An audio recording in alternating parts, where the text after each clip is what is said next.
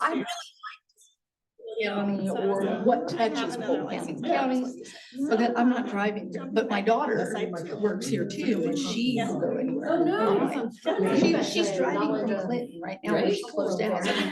You are done, All this changed. but it's her bread and butter. Yeah, you know. Danielle Beersmith. Huh? Have you met Danielle? Yeah. That's my daughter. Okay, very good. Awesome. She is just like crazy. She'll do anything, but this isn't my bread and butter. Yeah. This is my, Do you guys I have any have a cards for me retirement today? check. so- And like I'm home, like I don't go to. Finishing up my return address real I've quick. sold Sweet, them go for it. I'll come back down with some depending more. on if I've got Dustin, do you have fire. any cards today?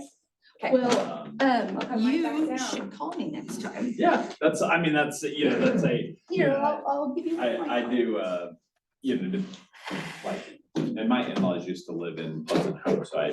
Oh, know more well, about I that. taught there for a very long time. But I don't get into, like, I tell people that, I'm like, it amazes, you know, some people that will go from west, but, you know, like or the agents, and if there's anyone here, I'm not this driving. is not negative, it's just something like, I'm like, agents going to Joplin, I'm like, that is such a different market, I just. It don't- is, I and you don't what's know it. happening there, so I You go don't there. know it. So like, you can't be an expert to your No, client. yep, that's just my stand. All right. Sherry, do you have any cards today? You know, I left them at home. No biggie. I realized when I was, I'm like, That's okay. Turn around and drive back to Bolivar. Do you want 10 more to work on? what's that? 10 more to work on? Are we gonna work on them today? I think you. Yeah, you'll have, yes. Yeah, you'll have some time today. Cool. I'll bring you up 10 more. Anyone else? You're good? Cool. Thank you. All righty. Guy, I'm I'll be gonna right need back your down to number 10 too, more. just so that you know. So, Okay, there we go. Sure. all right. I know, that's why I sit over here, because I need an outlet. Well, welcome, some new faces, which is fun. You know, I may have scared the ones that were here yesterday away. And Mary, I assume you were online yesterday? Okay, very good. Nice to meet you there. So for those that don't know me, I'm Guy Calloway. My office is in Ozark. Got the Callaway Gardner team and, yeah, so you don't see me often. Oh, you have a team named after you, so you're sort of a big deal. I guess so. I guess so. Some people think so. I don't know, you know, I'm infamous, not famous. What session are we on? 11. 11, Okay, yes. I thought that. I was So- just checking. That's me, and just a quick, if you guys will just kind of introduce yourself and how long you've been in the business, just to help me a little bit. So we'll pick on you. You did it yesterday, but. I'm Richard Gill. I'm getting back in the business, been back in the business for a year. Oh, Proud father of 2, 8 grandkids and 4 great grandkids here in August. But you say back in the business, how long did you do it?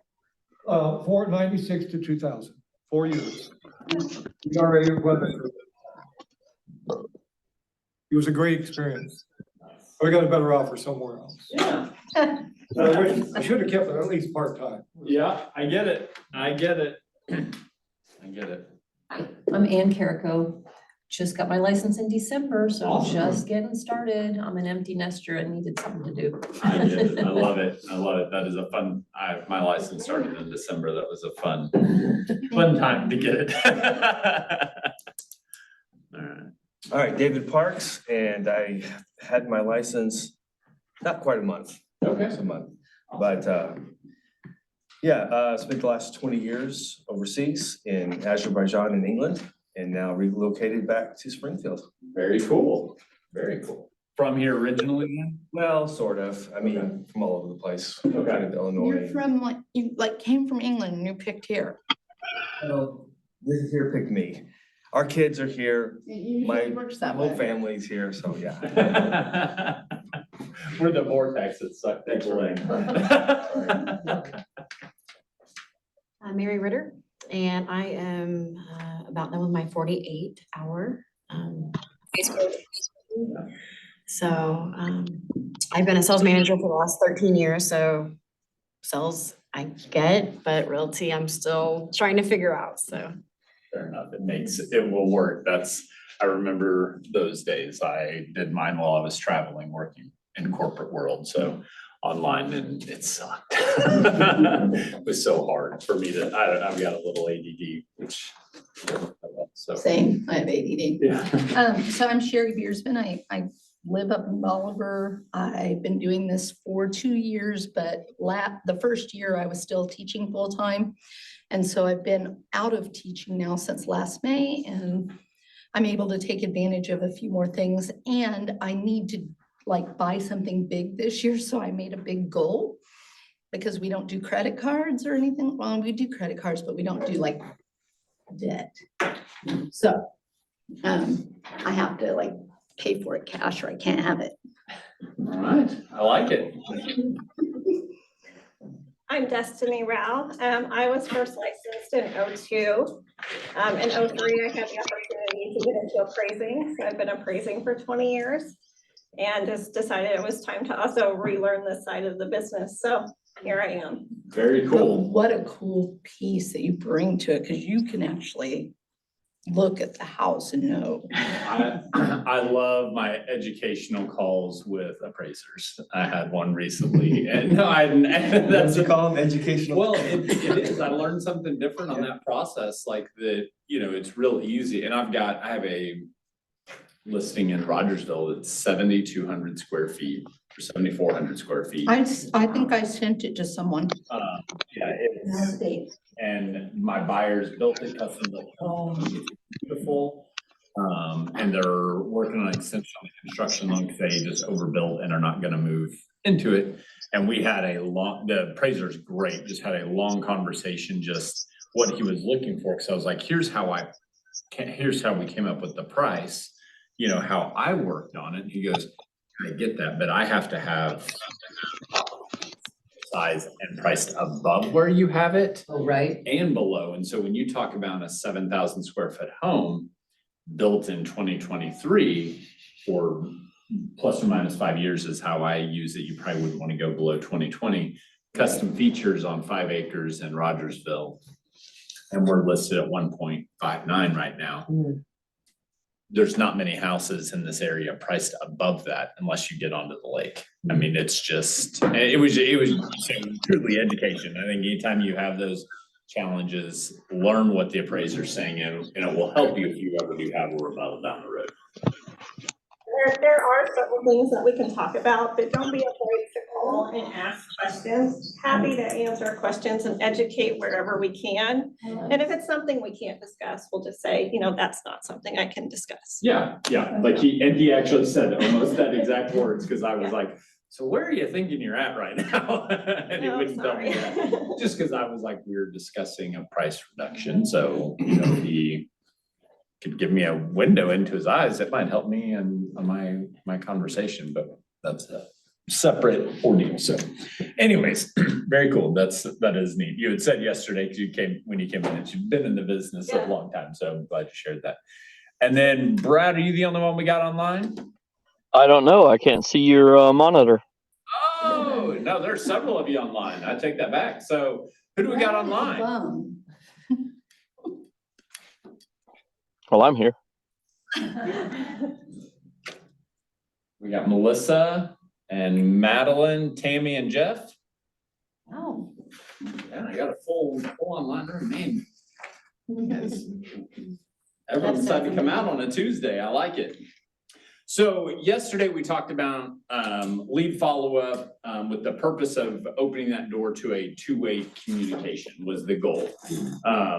And once you get a response, once you talk to them, your goal is to convert that into an appointment. That's the whole idea, is to get in front of them.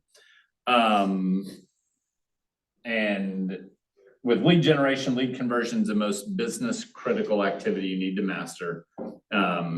If you don't have appointments, you won't have buyer agencies, you won't have seller agencies. It's kind of pretty simple. We got to get in front of people. When I first started out, everything I tracked, my goals were based on appointments. It was not necessarily the number of people I talked to. although it probably should have been more, and that may be a fallacy in how I looked at it, but I broke down and I don't know, broke down what conversion rates were and what it took to get in front of people so that I could reach my goals. And my first year as a buyer's agent sold 40.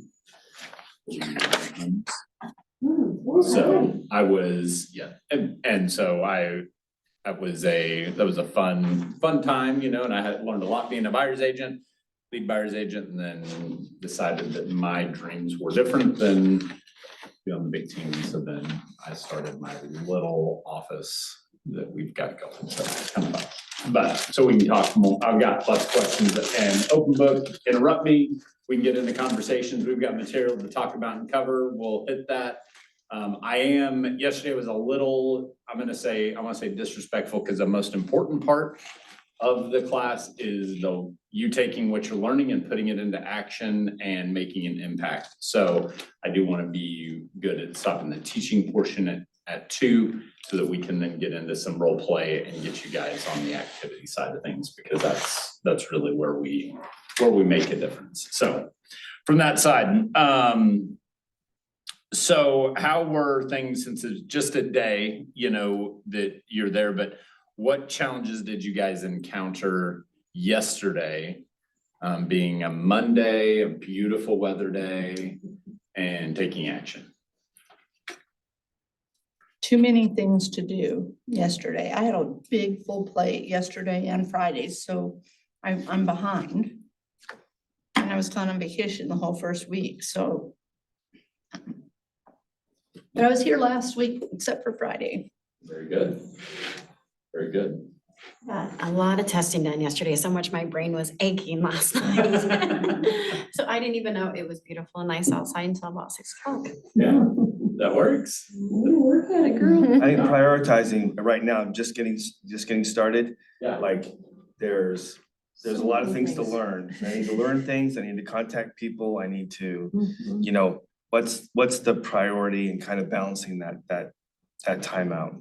You know, being here is very important, but then contacting people and building my database and doing some design work for stuff and Setting up Facebook, learning conversations and scripts. yeah. So it's kind of like, what's the priority? How do I balance that? And then there's the FSBOR online orientation that I haven't even started yet that I'm supposed to get done within 60 days, right? So, yeah, Anyway, there's a that's- lot. There is a lot there, and it feels like you're going a whole lot of different directions. Yes. You know, when, if you haven't, read The One Thing, the book Gary Keller wrote, when kind of to bring that focusing question is, what do I need to do?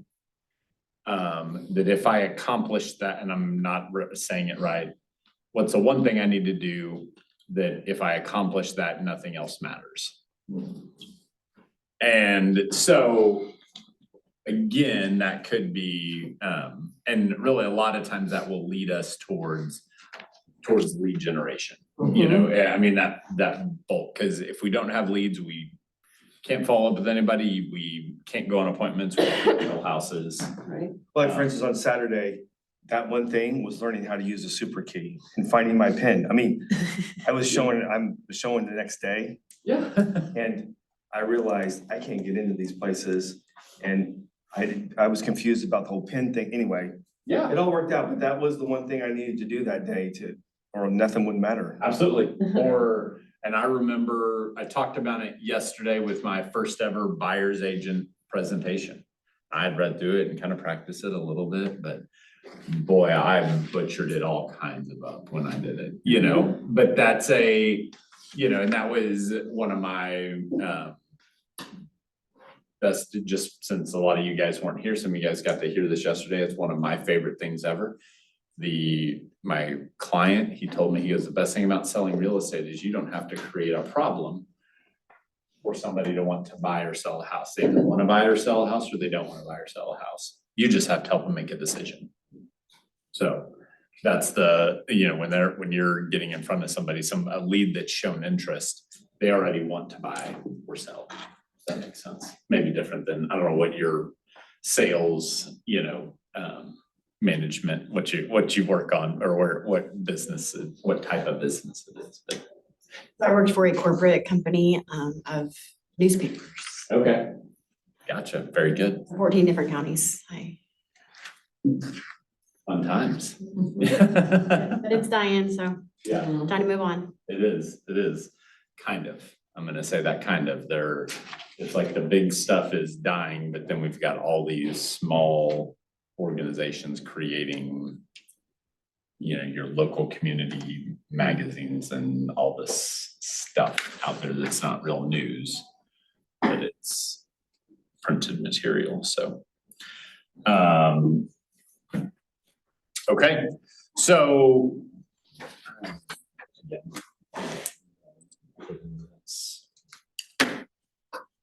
Sometimes the remote works and sometimes it doesn't. Yeah, it worked for me yesterday. Let's see if, now it'll work. Technology. So we're in lead follow-up. You guys get me through Thursday, we're going to talk about lead follow-up. As I shared yesterday, very powerful for me because it's an opportunity for me to learn and focus on lead follow-up. It is also fitting because most of my business is on relationships, whether it's networking or sphere of influence. And I really had I was thinking about it as I was coming today to talk, we talked about come from contribution yesterday. And there is last night had conversations with somebody that has their house listed with another agent. They are a past client of mine, a friend of mine. The house is a little outside not outside my normal area, but they just saw it different. So they talked to some other agents. Their contractor said, this guy does know that area. So she kind of went against her gut and went and used him. House has been on the market 90 days, which may not all be his fault, but there are parts, okay? But we spent a lot of time talking and she just wanted advice and what to do. And because she reached out to me, I can have some of those conversations. And it helped hone in that, really my goal is to sell houses, but that's not the only way I help people. I really come from, if I've got an opportunity to help somebody, I'm gonna do that. That's just kind of genuinely who I am. And that helps with your relationships as depending on what your goals are, those are things, finding that way to connect with people. And that's one way that I do that. So we're, and it is, cause it was in my mind and I've got a squirrel going on. So it is also when I've been really mad about a situation because I've had a past client, I helped his wife. He called me, he's at work. Hey, my wife's tire's flat. She's dropping the kids off to daycare. It's close to your house. Do you think you can help? He was a friend client. I'm like, sure, no problem. Change her tire, get her going. Month or so later, we're deciding to look at houses they're thinking of selling. I've given them a CMA. We go out and look at some houses. And then a week later, he texts me and won't talk to me, but he said, I'm listing my house with somebody else. How? Yeah, that was it. The one time I have been absolutely sick. And they bought the house I showed them. I mean, it just, Oh. so things happen even when we do the right thing. That's the purpose of it. Things happen and that was on his character, not mine. Yeah.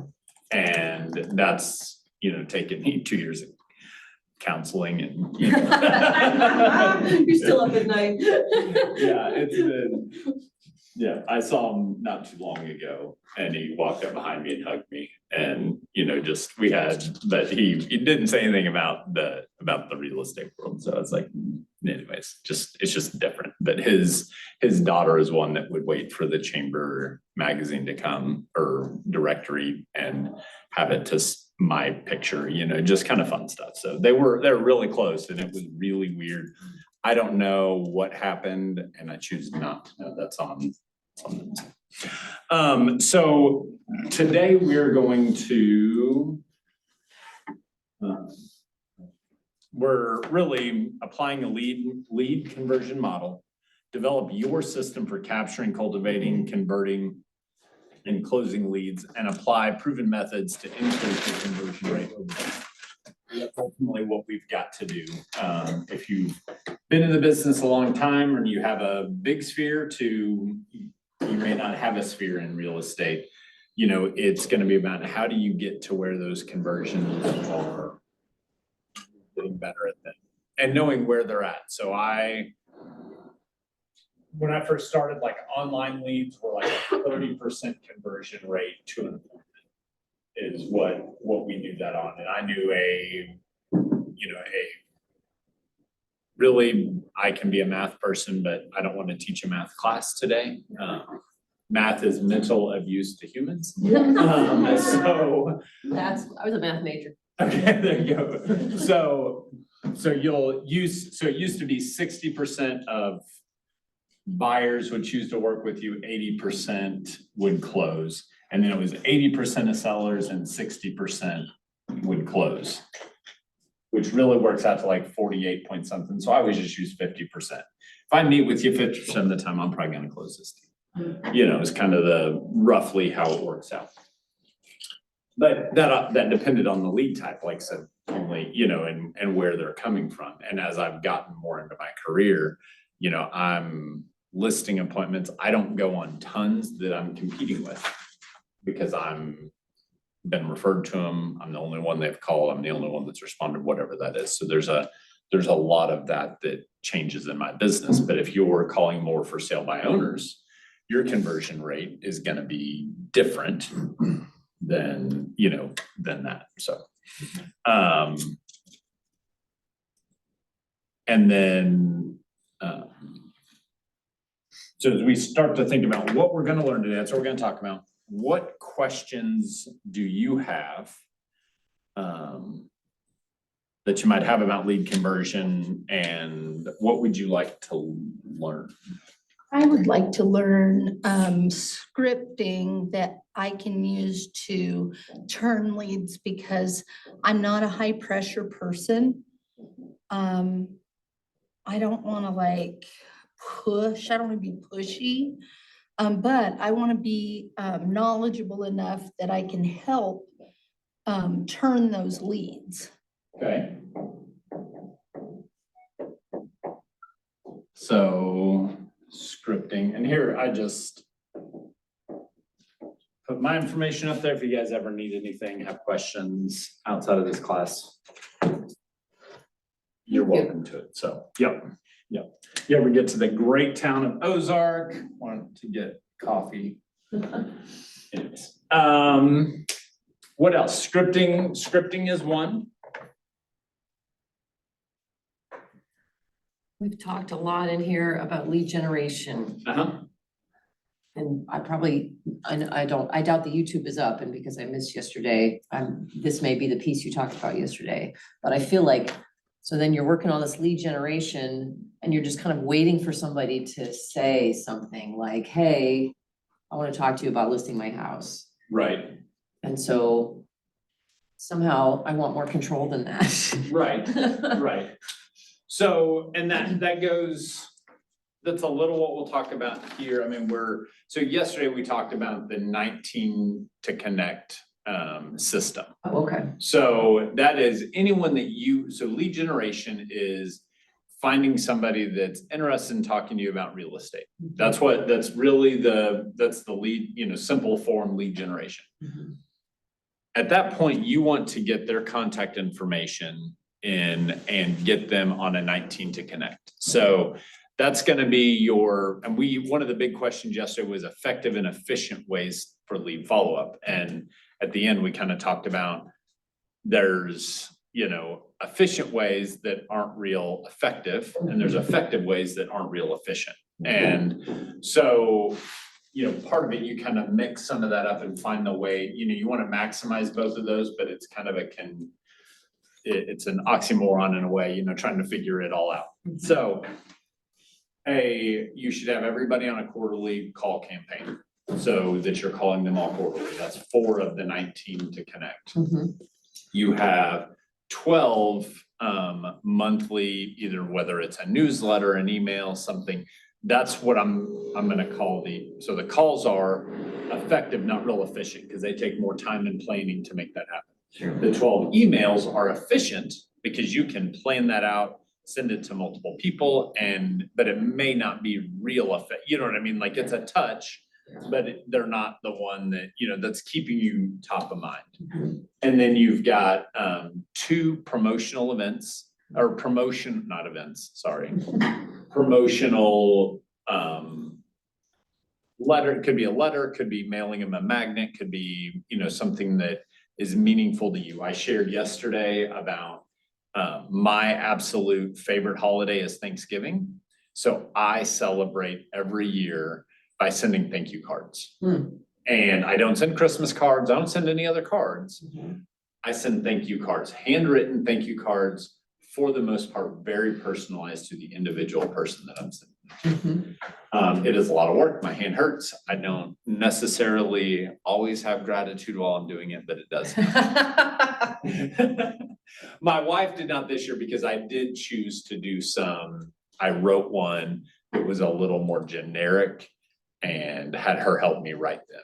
And she promised never to help me again. Interesting. Yeah. So you do the 19 touches, sure, Mhm. but still, I feel like you're doing the touches, but you're still all along, you're waiting for that person now to come back to you. Yes, you're waiting, what you're doing is you're doing those as a way to get a response. Okay. So that's what the whole point of that is you want to get them to make a response, create two-way conversation.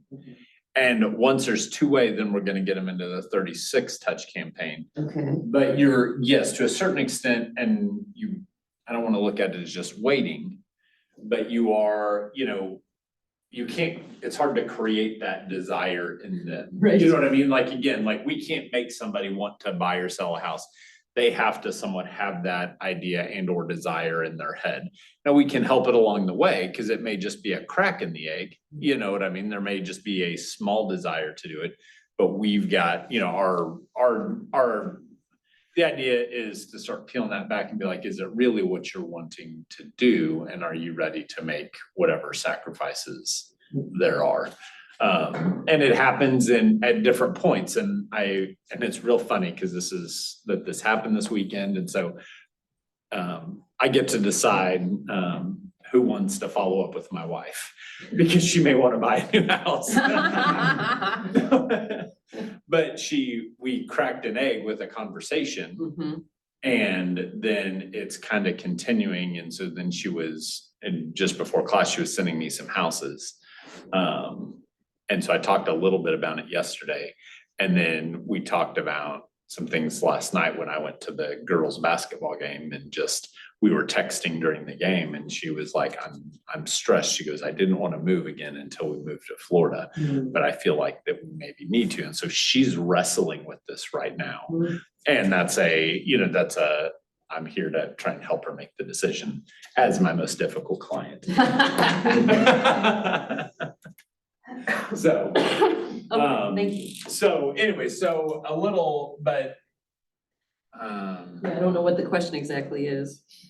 We'll call it lead gen to closing, Okay. which, I don't know that that's really it, but just so we can maybe try and refer back to it a little bit, so. Any other things on your mind, and part of this is. Well, sometimes it just falls into your lap too, because like my very first transaction, I got licensed in March of 22. And we were planning to renew our vows, and I took my actual wedding dress that my mom made to a seamstress because I needed a few alterations and I hated the sleeves. And anyway, she's been a friend of mine for a long time. I've used her for different things, and she was looking at something that I had made because do some art too. And she's like, you should do this. And I'm like, I'm not doing this for a living. She's like, you can get paid. And I don't know. And I said, I'm actually just a new real estate. She's like, what? I can't believe this. My dad needs to sell his house. And, turns out the guy lives out in Fairplay all by himself. He really can't take care of it anymore. His wife died and the house is a $450,000 house. I listed it, sold it, and well, it went off. We went pending in a day and we closed on it. My very, very first transaction, and at the end of it, my seller said to me, because the dad died in the process of all of this.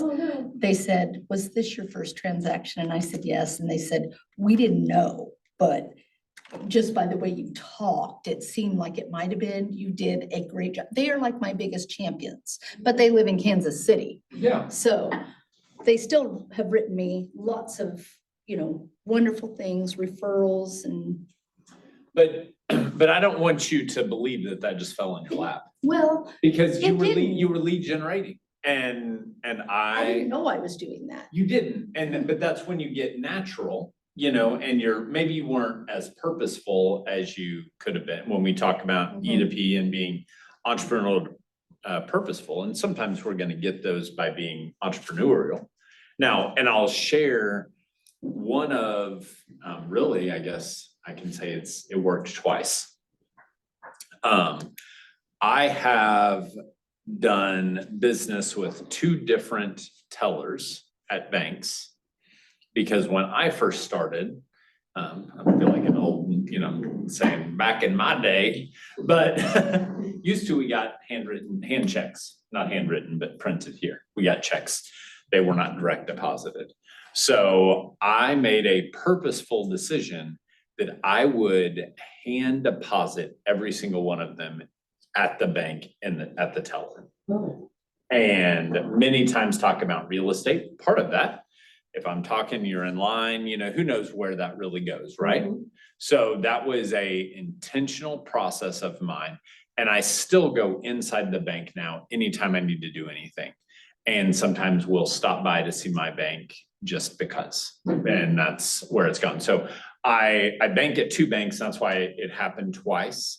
I only banked with one at one time and have chosen to put my business banking in a different bank just to make things cleaner for us. Sure. But the best part was the first time it worked, I helped them sell their house, but I actually went into not my normal branch. But it would just happen to be where I was actually in Springfield and went into the Springfield Commerce branch and depositing my check, kind of talking, and I can't remember what was happening. And turns out we went to the same church. And so she lived in Ozark as well. And it was just one of these, like we didn't know each other but I said something about being in real estate. Anyway, she just kind of saved my information and reached out to me when it was time, and it was kind of funny. And the other was who became my teller and then kind of personal banker with my business account. When she was leaving the bank, she decided to buy a house and bought a little house. So those things work, but kind of to your point, it's, those are time things. Like it was about building the relationship. Doesn't say it on this one, but it was about developing those relationships, staying consistent with them. And then who knows what happens. So my business is very network driven and very involved in different things. And almost everything I've been involved in, I've generated at least one transaction out of it. From that, whether it's a group that I'm involved in, I've served on lots of different boards and I'm pretty involved in the Ozark Chamber. Well, I am the chair of the Ozark Chamber Board, so kind of do a lot there, but that's been a kind of key thing for me over the years. Not done a lot of business out of it, but it does give me exposure and other opportunities. Did you say Ozark or Nixa? Ozark, Ozark. yeah. Nixa is the armpit of Christian County. Did you guys know that? Because what? Nixa is the armpit of Christian County. No way. Yeah, look, have you ever seen the map of Christian County? It's shaped kind of like Oklahoma, and it's Nixa's, that's right. We lived in Nixa. I lived in Nixa for 9 years. Actually, when I started in real estate, I was in Nixa's, like my office. I worked with Jason Massengale, so But I'm in Nixa, so, or I'm in Ozark, but now at this point. The Headliner is one of the papers I worked with out there, so I'm pretty familiar with both those areas. Does anybody work the Nixpo that's coming up in March? The Massengill Group used to have a booth, but that's a huge opportunity, so. Yeah, I checked with them already. They said no KW representatives was out there. Okay, yeah, and they may not have anybody, so at all, but it's a fun, One of the biggest events around Yeah, this yeah. area. and we're working on reestablishing the Ozark Expo with the chamber, but yes, I used to do both of them. When I opened my office in Ozark, I didn't go back out there to do that, but there's a lot of fun ways to do it. I actually used to give away a house. Is what I would do during right. those, yeah. Gave away a house, a birdhouse. Oh. Gave away 3 of them the last That's time. great. You had me going. No, I was like, oh, that's. I've got the banner. It said, big banner. It said register to win a house, and then said bird and little triangles. I love it. Life's supposed to be fun, guys. Find a way to enjoy everything you do. So, Great. I think we're.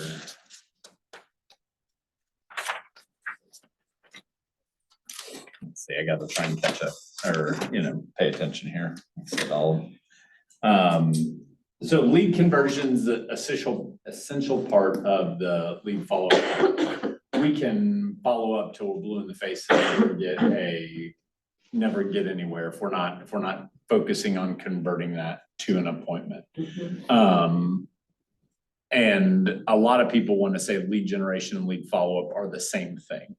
And they're not. You're really in a perfect time block schedule. You're gonna have your lead generation and then your lead follow-up time. And you want to treat those as separate times. And the challenge is you can get so much lead generation going that you don't get the follow-up in that you really need to be doing. And part of that, I believe in one of the classes you guys talked about classifying your leads, whether it's A, B, and C leads or however. Did you guys talk about anything like that? Not really. So everyone's got a different system. So an A lead might be somebody that's going to transact in, 0 to 90 days. You could have 91 days to 180 days as a B lead, and a C lead may be somebody that's not thinking they're going to transact for 180 days plus, or however you want to do that. It could be C is a year plus or whatever it is. We might do something next year because you hear that a lot. But that's where you start to look at, when you talk to somebody, they're like, that can be a question. Well, so you're not looking today. That's great. That you're happy where you're at. When do you think you might start looking? That'd be a good question to ask there. And that'll help you develop your follow-up system. Like, okay, that means, and I'll always recommend, as I shared yesterday, I lost one opportunity this year that I followed up when they told me to follow up with them, and they'd already picked an agent. So that's kind of another tag you could put in there, huh?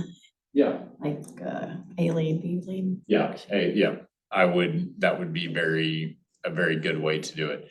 Try not to get now, and this is my personal opinion, because I've made my database messy at one time. And part of it's combining databases. So the Gardner, part of Callaway Gardner, he had been licensed 40 years. So he had top producer in the beginning, and he had everything classified with the year that they were a buyer. So 1998 buyer, 2001 seller, so one, you can get overwhelmed with sometimes your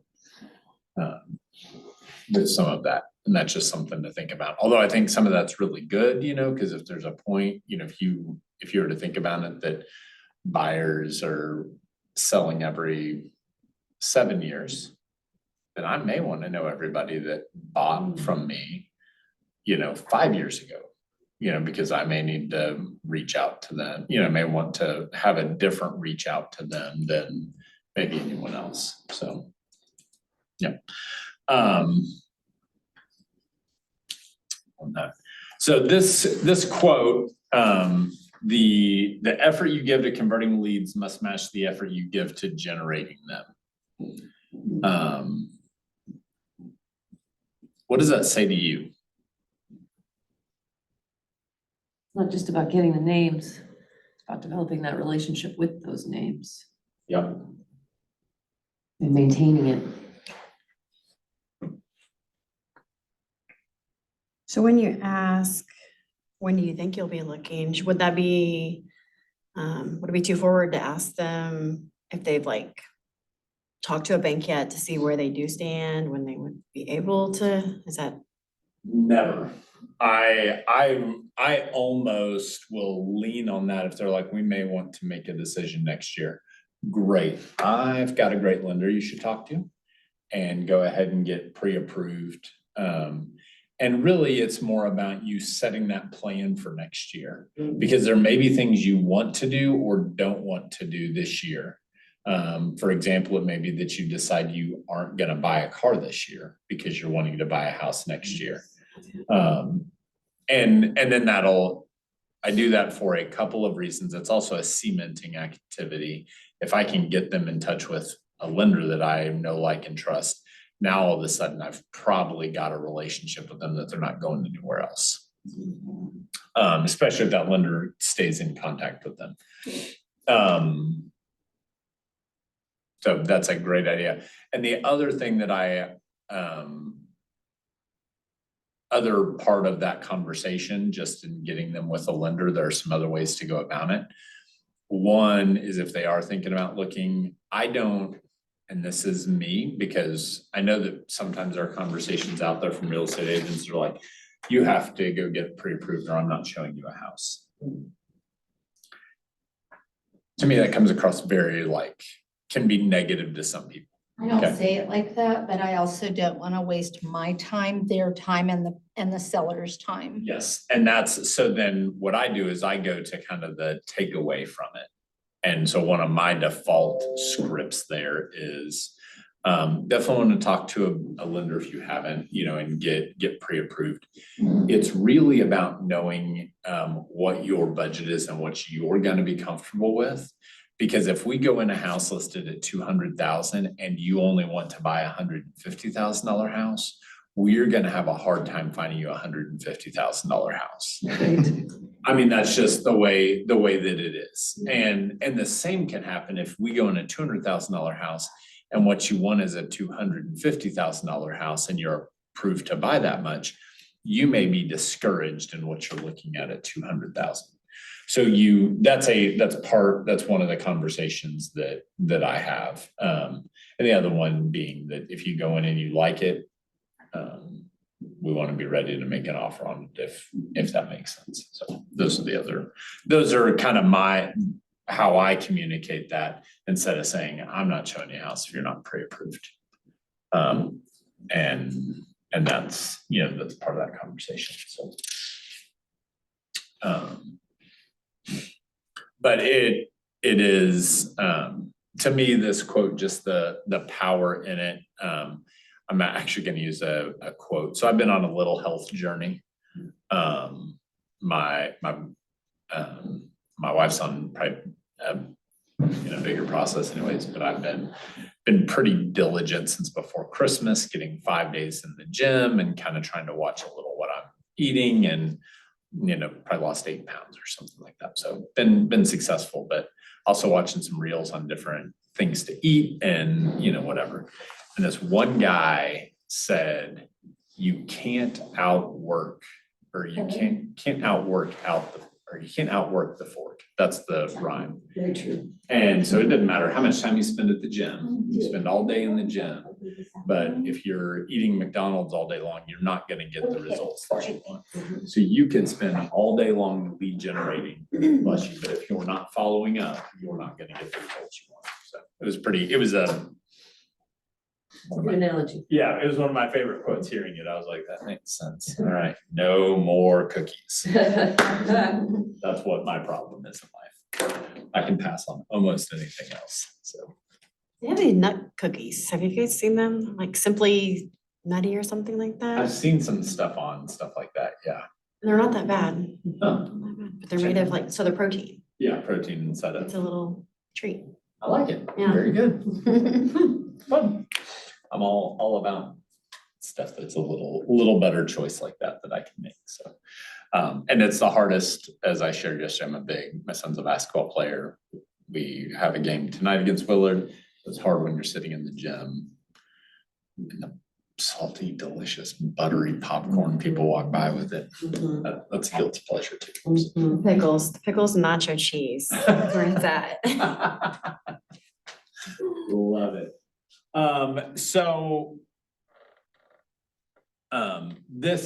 This here is just our, is a good graphic. And talking about when we convert a lead into an appointment, it's a process that can happen quickly. Although in some cases, it may happen slowly when it comes to that.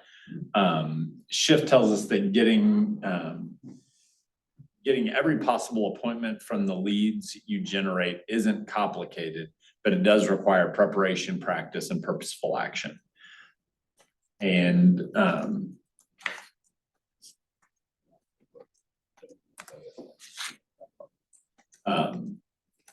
this all starts at the top of the model, as you can see where there's capture.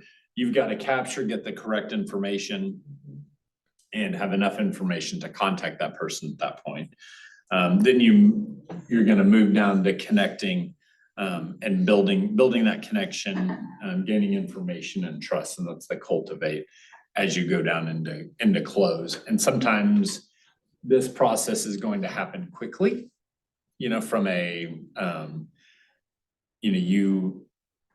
if you've got the teller that we lived in the same town and gone to the same church, we knew some of the same people. That connection and cultivating and that trust level happened very rapidly because I didn't have to we already had somewhat of a background, even though we didn't know each other already. Same thing can happen if you get a referral from somebody that that's why referrals are the key to our business and building that, because you're gonna be able to get that appointment quicker and easier.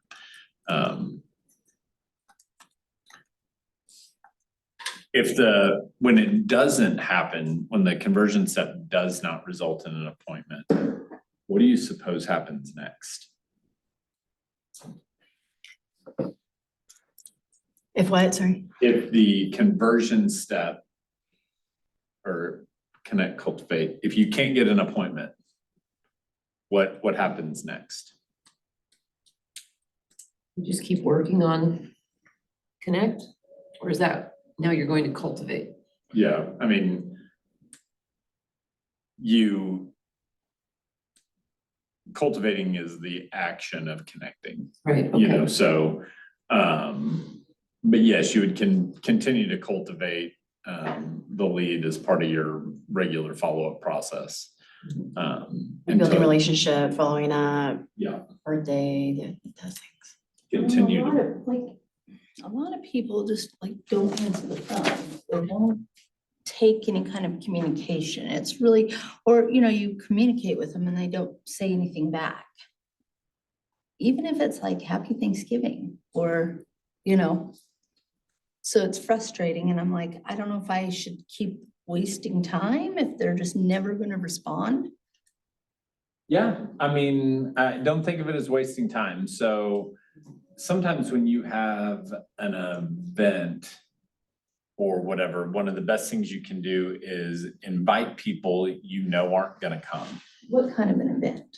I'm just meaning in general. So whether it's, if you're having, it doesn't matter what it is, but sometimes the act of communicating, even if they don't respond and you know they're getting it, then you're still getting that, you're getting a touch there. It's not as effective as a two-way conversation, but, and I say it like for any type of event, it could be a real estate event or it could be a personal event that you're hosting.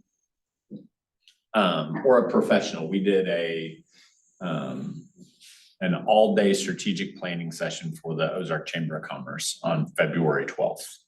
We invited, it was just our chamber board, and we invited the city, the school, the county, Christian County Economic Development, some of our key players. We invited them all to come to the meeting from 11 to 1 and have lunch with us and get to hear what we're going through and give any feedback that they wanted. Now, only the city and the Economic Development Corporation could come, but all the other ones reached out and appreciated the invite, and they apologized that they couldn't come. So making that ask, even when they can't come, is beneficial, is what I'm really getting at. And I'm kind of changing that a little bit to you, but because sometimes people won't respond, but then they sit there. It could have been an invite to a barbecue at your house, and then you post pictures on Facebook and they're like, I wish I'd gone. Or, man, that would have been fun to go. I hate that I couldn't go. And all of a sudden you're cementing some things inside that relationship.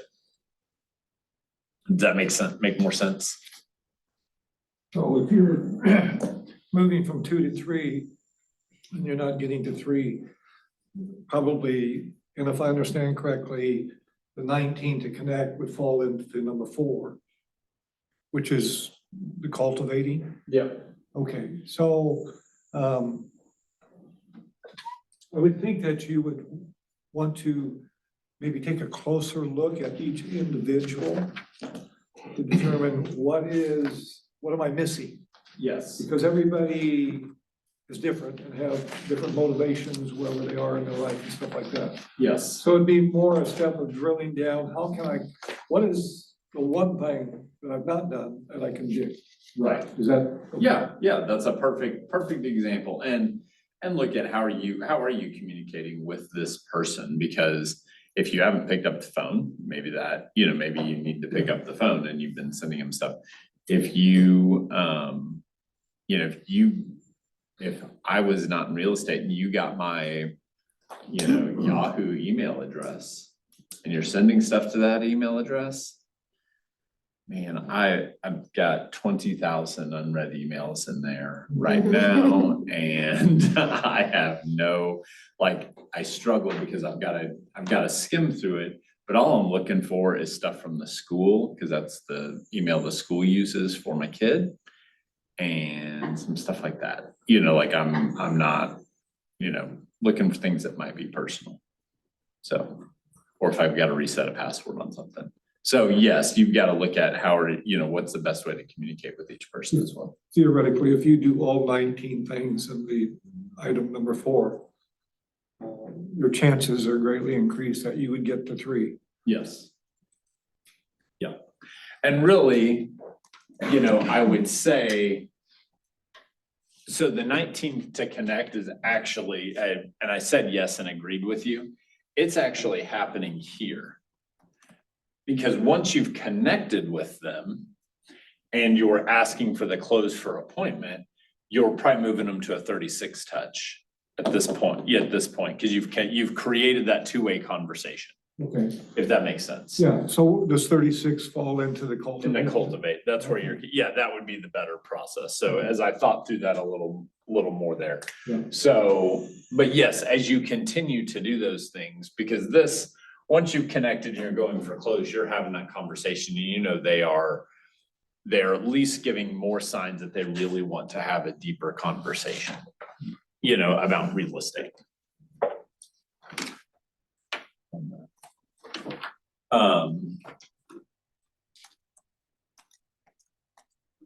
So after lead generation, lead conversion is the most business critical activity you've got to master.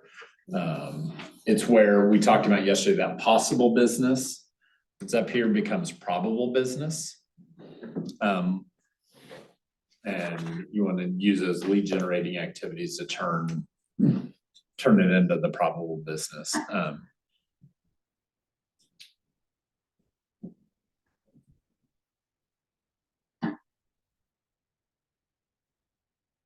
So we'll talk more about, so converting the lead to an appointment has more importance, because how you have a chance at earning an income. Converting an appointment to business is also key to economic success. You'll learn more about that, in day 14 of Ignite. Until then, we're gonna kind of we're focusing more on the how. I don't know the why, but so some of the, one thing that I've always, so two things, leads are unlimited. It's the conversion that gets you paid. So I wish I knew the number out there, but so there were 5 million homes sold last year, or roughly 4.5 million.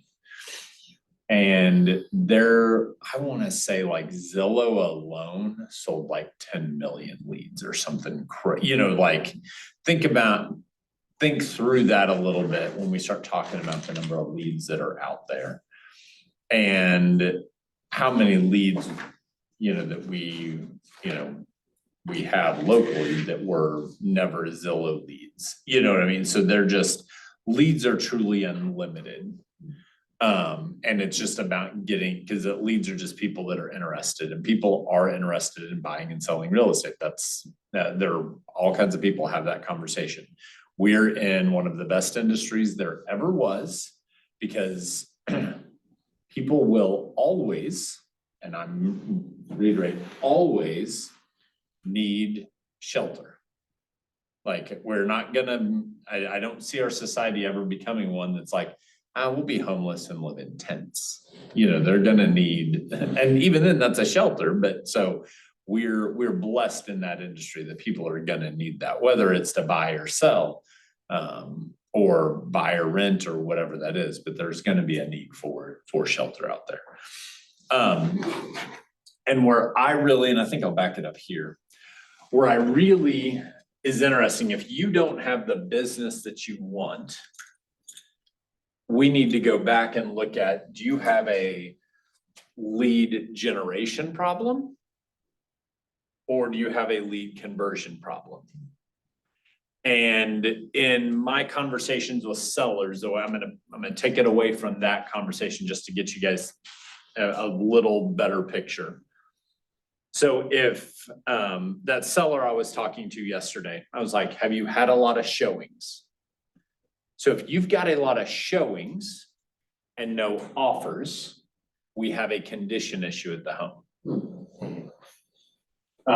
If you have no showings or limited showings and no offers, we have a price issue. Is really, and really sometimes the only way we can fix a condition issue is with price, right? I mean, that's just something you have to think through. So very similarly in this, you have a lead generation problem or a lead conversion problem.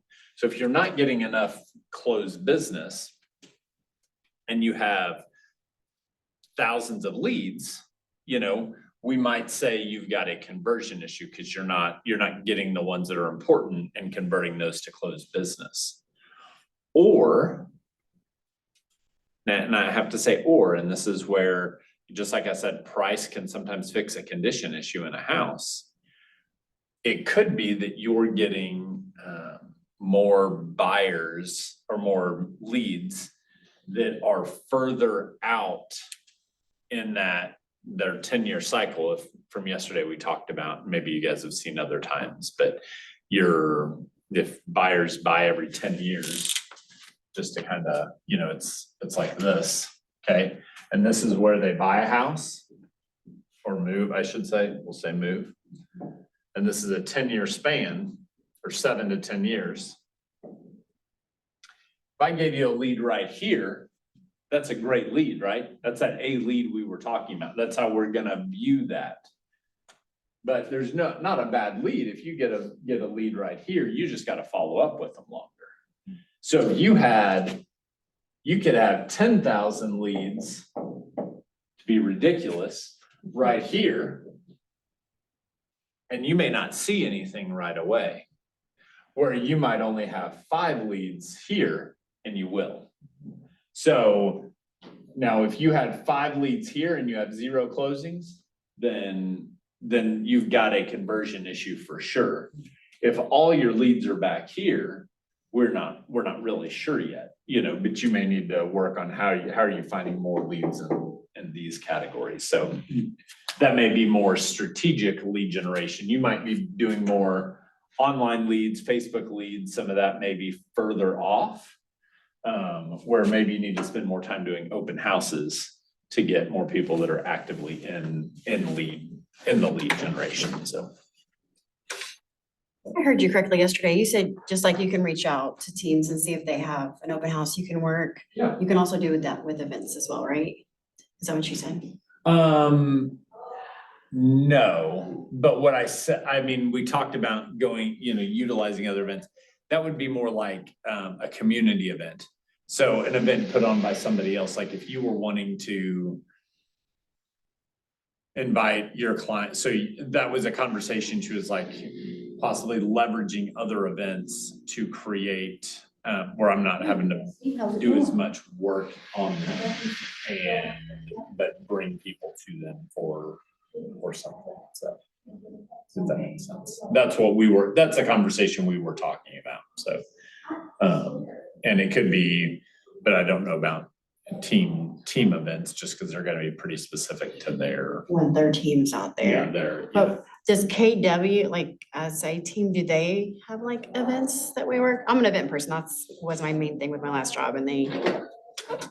So I'm just looking as to how I can get into that route. Yeah. So there are some that we have, like Red Day. If you have not, which you're really new, so you may not even know what Red Day is. Yeah, we've been educated a little bit on that one. Okay, so it's a big event, but that's more agents coming together, but there are people involved in that committee, which will be great. That should be coming out soon, what we're gonna do for Red Day. And then we do the historic heritage event. There is an events committee on the ALC, right? Yeah, and so that would be a good one to get involved in. Some of those are for, consumer facing and some of them are agent specific, so. It's good. Yeah.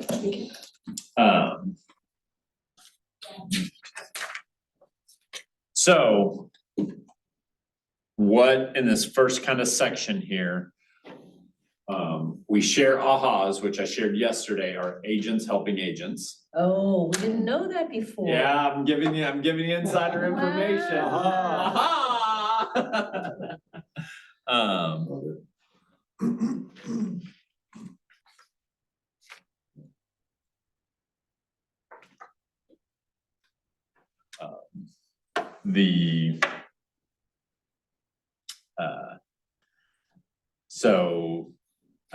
What ahas do you have?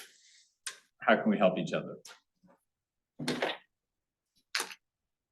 So you said something, I make sure I got it right, 50% of appointments leads to a That's what my conversion. your conversion. Yeah, that's what mine were, so. Okay. Yeah. Leads to a sale. Yeah.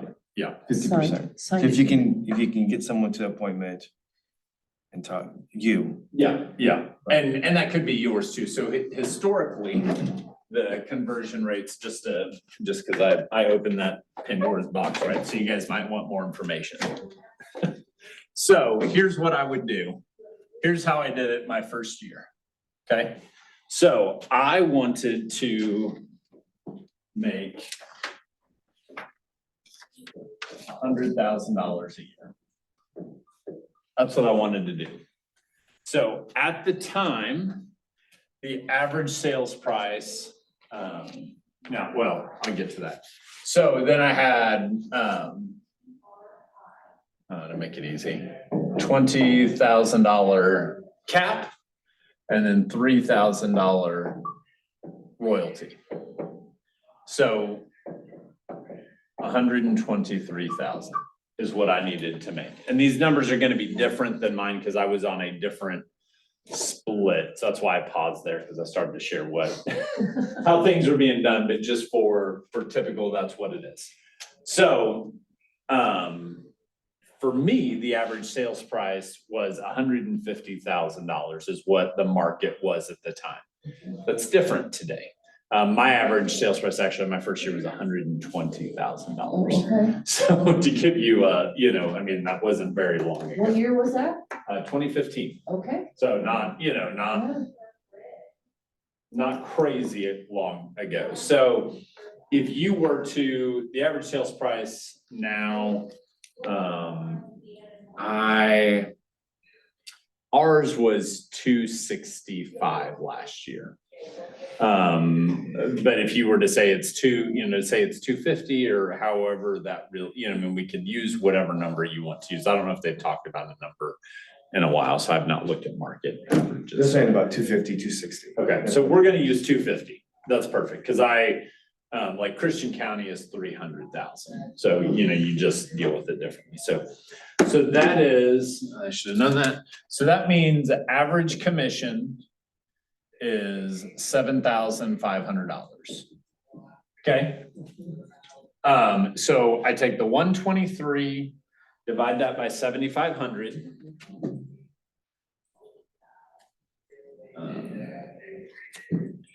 It's 16.4, so I'm gonna say 17. Okay? Because that's just how I always do things. I'm gonna round that number up because I'd rather miss big. You're on the big side. Okay, so this is really what matters. All that other was just, you could put whatever number you wanted into these and get your results, right? So with I need 17 closings.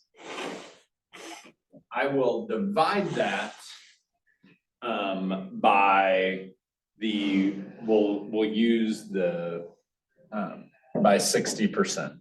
Okay. So hold on, let me back this up. I'm actually gonna add something for you guys.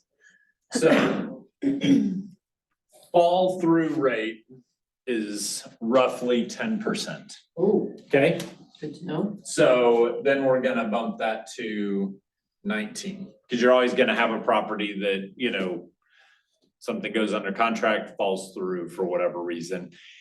If you were to look at my true fall through rate, because this would be 19 properties under contract, I have stayed pretty true to 10%.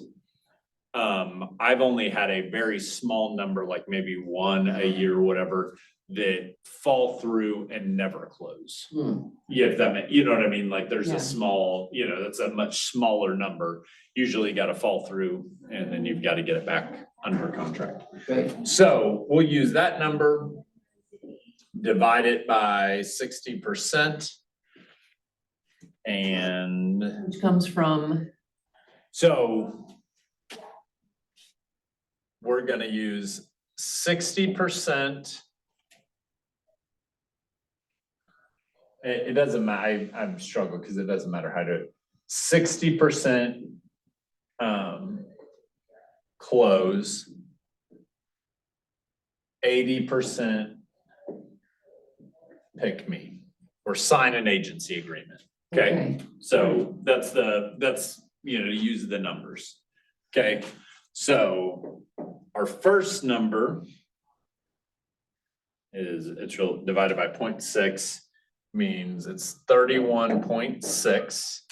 Okay, so I need 31.6 agreements. No, that's not right. Hold on. Let me just work it all out and then I'll Okay. tell you what it is, okay? That was right, I did that right. So then if I take 31.6 and divide that by 80%. Oh, I know. 0.8 is gonna be 39.5. Oh, So- I see where you're going. Yeah, so this becomes, I need 40 appointments this year. And then that should lead to 32 listings.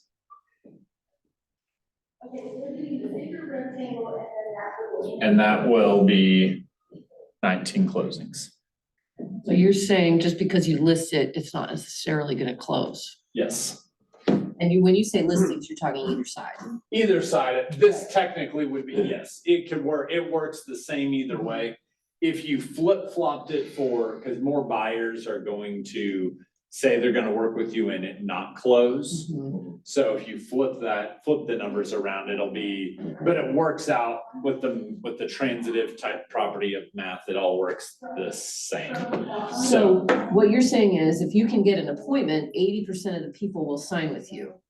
Yes, And then once they've signed with you, 60% of those agreements will lead to an actual transaction. yes, And out of those, 10% of those will fall through. yes. All right, I'm with you. Yeah, so,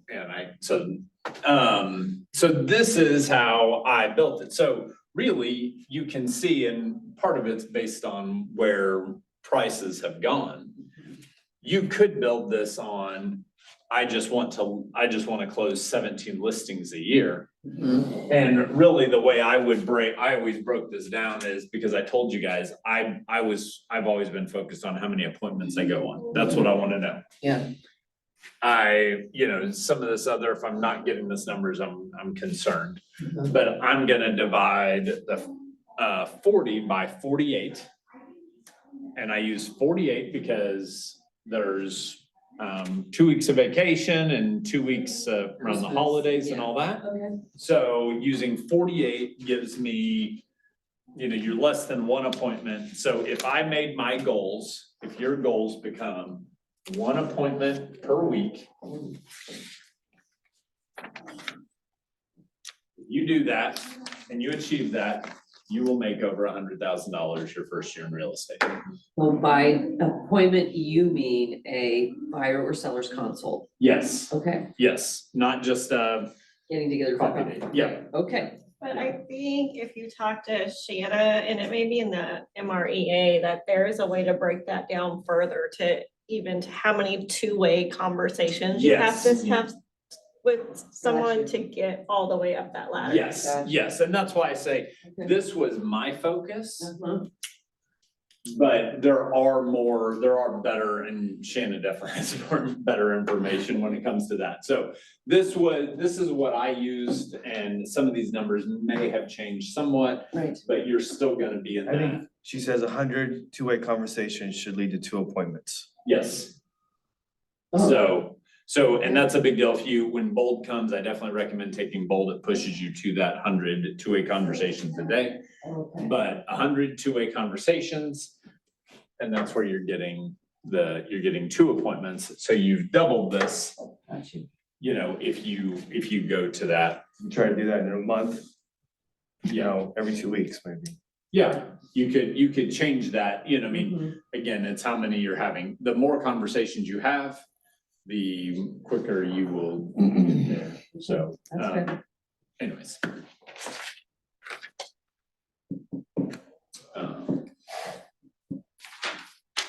Yes, there is a way to build a plan to get wherever you want to be, whatever that looks like. Mhm. Okay, thank you for that. Yeah.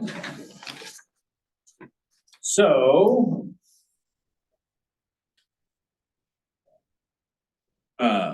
We're gonna go to the lead conversion process capture page.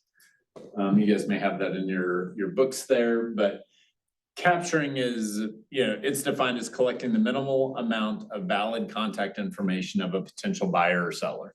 So having that, again, it's gotta be relevant. At its simplest, capturing is That's actually what's there. Sorry, that was my note. And most likely that's gonna happen when you're lead generating. So that's where the capture side is the lead generating side of things. So what are some methods of capturing? Isn't this basically everything we talked about last week? Probably. So how about this? What are your favorite ways of, what would be ways you want to, if you know them, what's ones that you want to do? So want is a strong term for social media, but I am familiar with social media, Okay, so I will probably use that. okay. Beyond that, I think open houses is a good one, especially for a new agent. Yep. And you also might capture more A leads with open houses. Yep. And And it's a great tool for social media to show you're active to your sphere. right, love that, okay. So starting with those two, a newsletter isn't really lead gen, is it? It's more lead cultivation. Yeah, it's more, right. So, I have ideas in my head that at some point, maybe I'll start doing maybe a first time home buyer seminar, not certain. Oh, and I love what, who was that said last week? Oh, no, it was at the luxury home tour.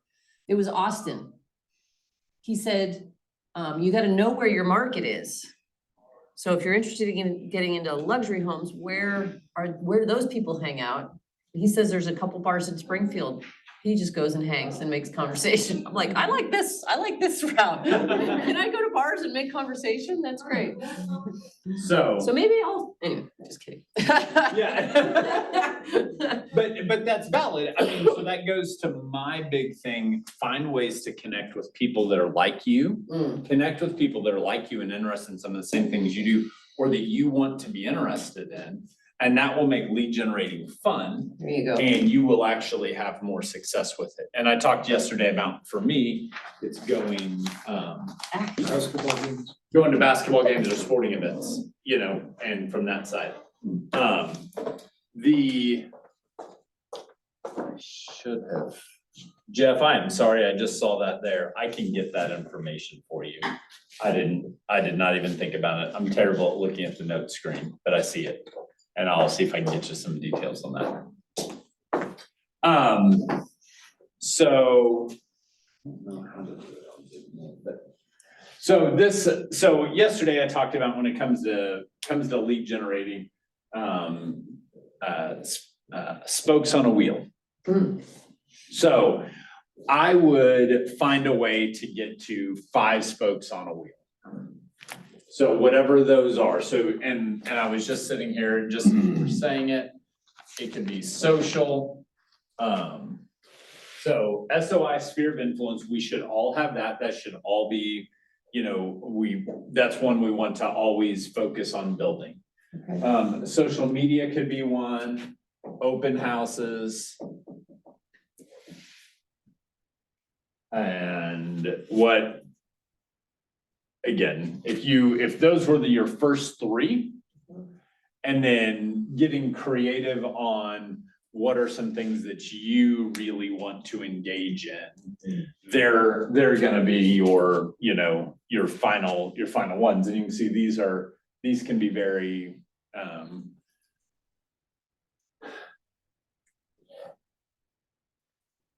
prospecting based, there we go. I wouldn't say perspective, and I couldn't come up with a word. So prospecting based, and maybe you're, you know, depending on what you're doing. Something I could share if you guys want to see, you know, something I'm ridiculous.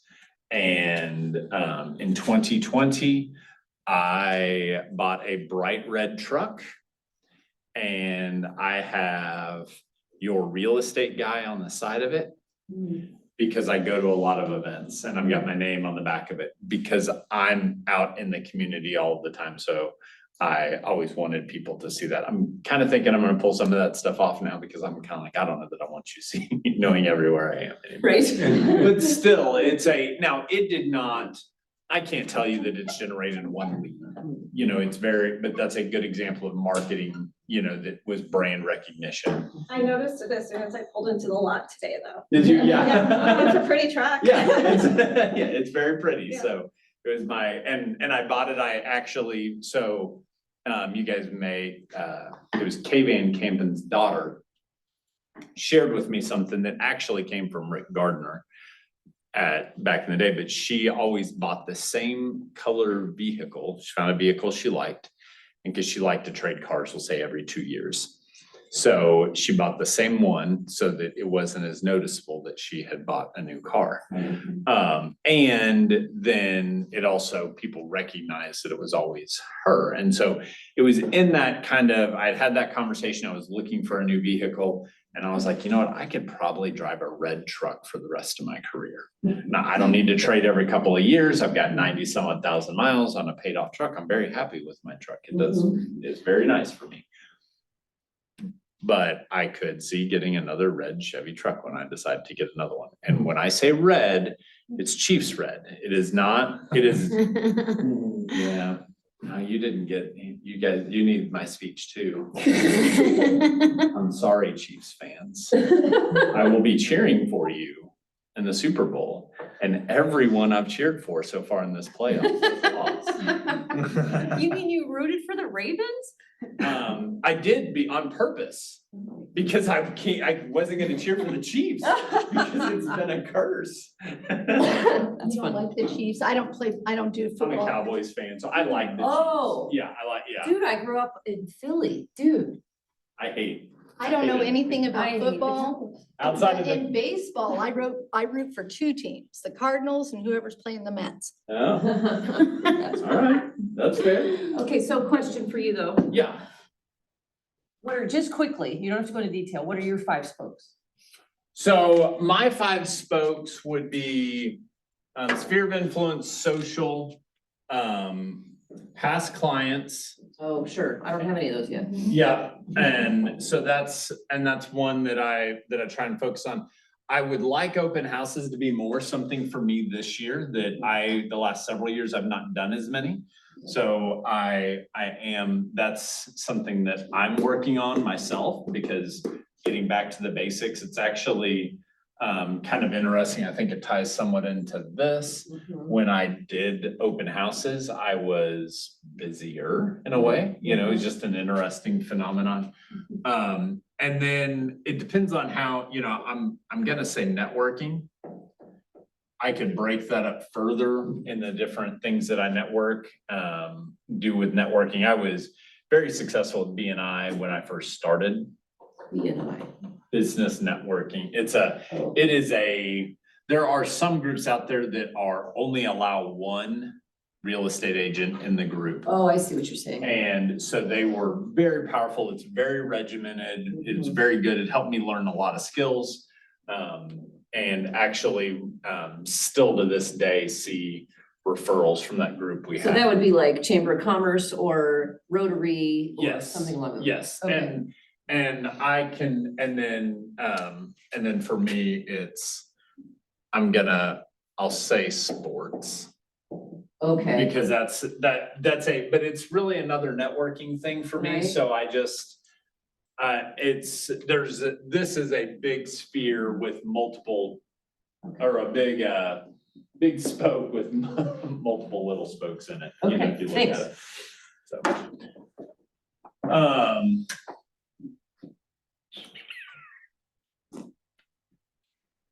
Got it. So when you're,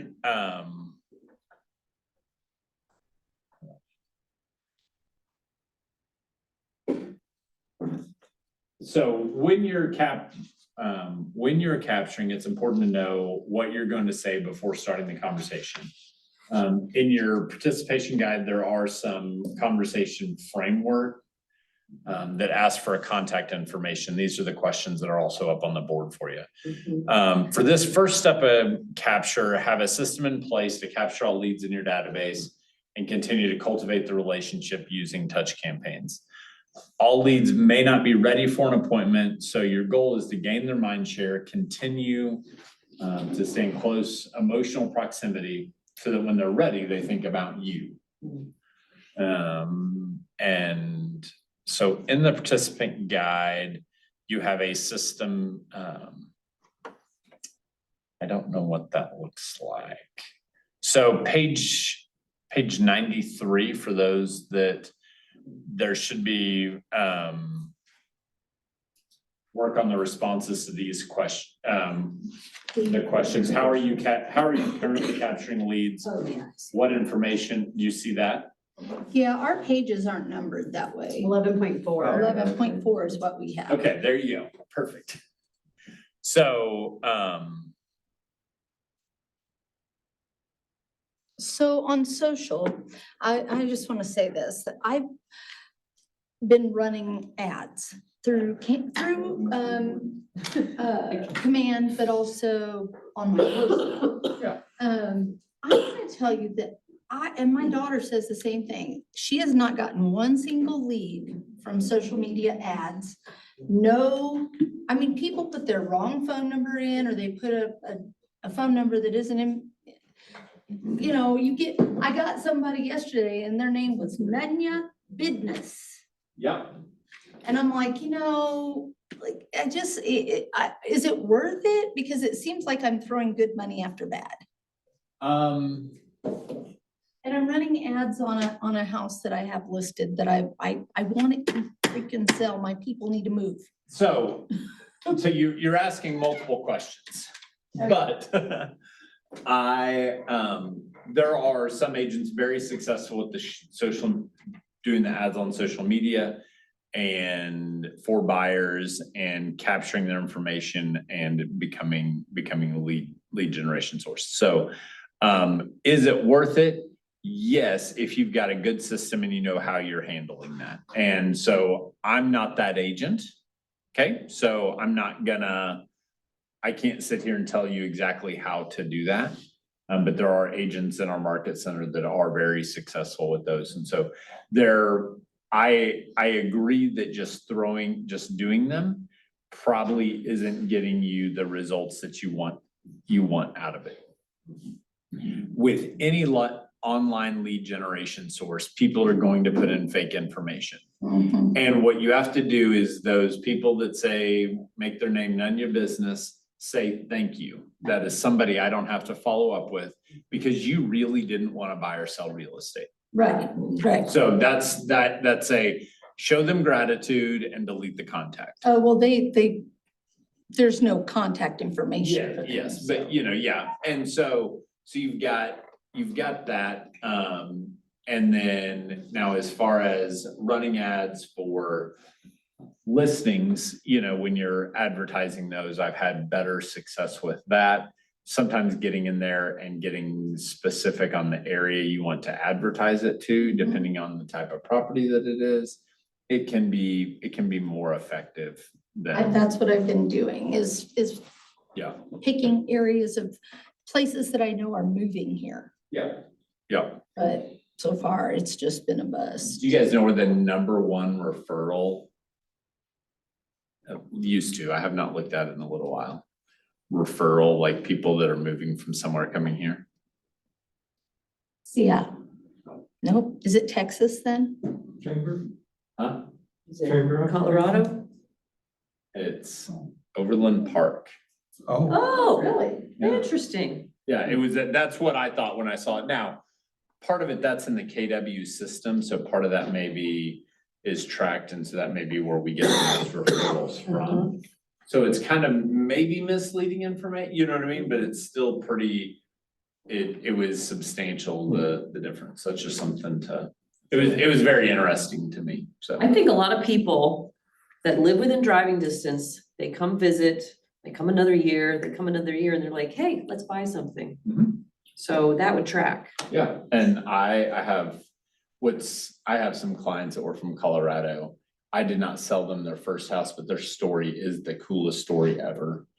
They were, I think, down at Big Cedar and on vacation, and they just looked up for jobs. Oh. And they had to go buy interview clothes and interviewed while they were here on vacation. That's great. Yeah. That is great. So Where did you get those stats? on the Overland Park? It's in command, like in the referrals section of command, or it used to be, so. That's why I said that may be dated information, but last time I had looked, that's what it was, so it was just interesting. But some of that also depends on what you're looking, I mean, sometimes there's price and location may vary, that's very general and broad, from that side. So I ran some numbers, like just for myself, this is what I mean, so 200 conversations, she'll lead to 4 appointments, 80% of those would be agreements, that's 3.2, 60% of those lead to closing, that's 1.92, that'd be 23 a year, 23 closings a year. At 7,500 would be 172,800. Yeah, there you go. And then you take your cap or your split and your taxes, and you're a little over 100. Yeah, perfect. That's the plan. Also, Sherry, I like it. Amy had Already said, on your way? Amy Williams, she did the class the first week. Oh, yeah. Okay. Her partner, is that Cassie? Or Tabitha, what's her partner? Maria. Not Maria. Liliana. No, Amy had mentioned Oh, that sorry. her partner, is it Cassie? She was here like the first week in the class as well. But she said she was like real good at, like a guru at social media. That was Maria she was talking about. Yeah, it's Maria. There was another girl in class that works with her. Yeah, I don't know who that was. I don't know who it was. Melissa maybe her assistant, their assistant. Maria is her partner. Okay, it's not Maria. Yeah. It's another girl. They have an admin, I think, so.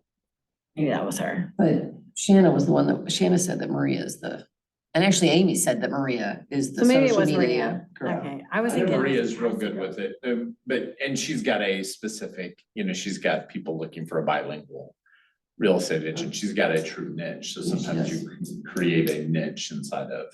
Maybe it was Maria. So those questions, how are you currently capturing leads? These are questions for you to answer, and we can do them as a group if you guys want. Open rather than discussion. houses, volunteer work. I'm currently building my database so that when I get to get in command, I'll have all those touches, like Command emails is a and beast. addresses and. Command is a beast. I mean, there's a lot to learn, a lot to learn. I like to come to every command class I can because it's a beast. So I would say I captured my first like brand new spanking, never talked to them before lead at the bar on Sunday at the game. And we just started up a conversation and then said, I got the fact that I'm a real estate agent into the conversation. She's like, oh, do you have a card? And I'm like, no, I don't. But if you give me your mailing address, I can mail one to you. And then while I'm typing into my phone, her name and her mailing address, I'm like, and so then I got her phone number and I'm like, and would you mind giving me your email? And she didn't balk at that at all, got it all. And now I'll send her a card and get started. And she's like, cause we might be looking for some properties at some point. Yeah. So it worked. I was like, it really can work. You just gotta be yourself and. And that's a perfect example of why I never have a card on me anymore. Right? That's a point. Dude. That's a point. And just one example, I'm not really good at all that. But that's a perfect way to have that conversation. Like, hey, can I, the other is if you use the KW app, like at an open house, if you don't have flyers, can I text you one? You can get their phone number and text them that way. So, but I'm just bad with cards. They're in my truck. I keep them in my truck, but I also come home and get cards from people and I'll set them down. And if they were somebody I really, I'll take a card, but if I didn't have any desire, they just end up pitched, so. You could have shared the app too though, right? I could have, except I don't have my digital card set up yet. Okay. Yeah. So then I'm having to say, okay, HTTP, Yeah. PS, /, K, and mine is, the app is all you get is a string of letters. You cannot customize that. So it's gonna be app.kw.com/JQRP, It just, yeah, it's easier for them to get a QR code and scan it or something. Okay. I don't have that also. Jeff was saying he wanted you to take a picture of what you did there and send it to him. Yeah, Oh, there's your a, calculations. phone, if you'll text it, do you have his phone number? I think I do, yeah. Jeff? No, he's got it in the message board, so. That's funny, does it pop up there? Okay. It does Yeah, for it like pops up 10 right behind seconds. you. Just long enough to get That's most awesome. of the words. That's awesome. I love it. Well, grab my attention.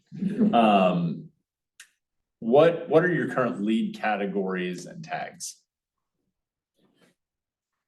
I'm definitely gonna use the tags that you had said, Yeah. that zeroed it. I think that'll be very beneficial for follow-up. Right. You guys have been in it more longer. What tags do you guys have? Yeah, I'm asking you. I have Sphere, I have social media, I have Facebook, I have IG, Google, past clients. What else do I have? I mean, you can make so many, but we need new colors. More Um, colors. And I tag by, if I met somebody at an open house, you can tag it by, I'll put like Dawson. Open house, I have that in So I here. know which property. Right, okay. Yeah, I have open house, I have wherever I met them is Yeah. usually. I don't know.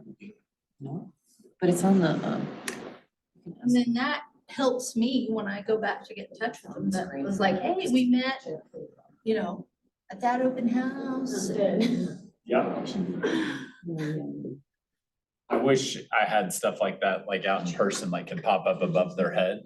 Because just having a name like Guy, people are like, hey, Guy, I'm like, hey. It happens. I have church, that's another one. Oh, yeah. I think I've got. So what can you do to improve your current capture Neighbor, system? buyer, seller, What do you do to improve your current capture system? to improve them, I have that blank. So yours is perfect? I just don't know what to put there. Continue building. Maybe continue building the database, getting more information, so once I can get in there. Building relationships. Consistency? Consistency was the big thing that that was where my mind went, thinking from that side. Also, Maria talked to us last week about, and this just keeps hitting me, like sitting at the game, at the bar at the game. She's like, you're not running errands anymore. You're not just going out and doing your thing. You're lead generating. So wherever you are, start those conversations. Yep. Yeah, I thought about that all weekend while I was out, but I find it awkward to figure out how to make those conversations to just general people I'm meeting in public. Like, Right, I 'cause left the it's- grocery store, I was like, man, I should have had a better conversation with the cashier or, So but I- trying to figure out how to work that in. So- Can we plan ahead a little bit more? Where we're Yeah. Like, okay, I'm gonna be talking to the cashier. How can I direct the conversation? And also, I love what he was saying. He made a point of going into the bank on a Right. regular basis, so he's talking to the same people. That was really good. Yes, I mean, if you're seeing the same person consistently, then after a couple times, Yes. I mean, So when it comes to conversations with people, and I don't know if you guys have heard this before, and there are two different ones. And I was thinking about Ford and I'm like, okay, I know F is family and O is occupation. What is R and what is D? I couldn't Yeah. remember. So family, occupation, recreation. Recreation. Those are things that, part of it, you get people talking about that. And so a good way, and I just brought this up, and I like both of these. So Ford is used more in real estate and in the world now, and D is for dreams. Okay. Oh, So I learned form years ago in a corporate environment where we were coaching franchisees.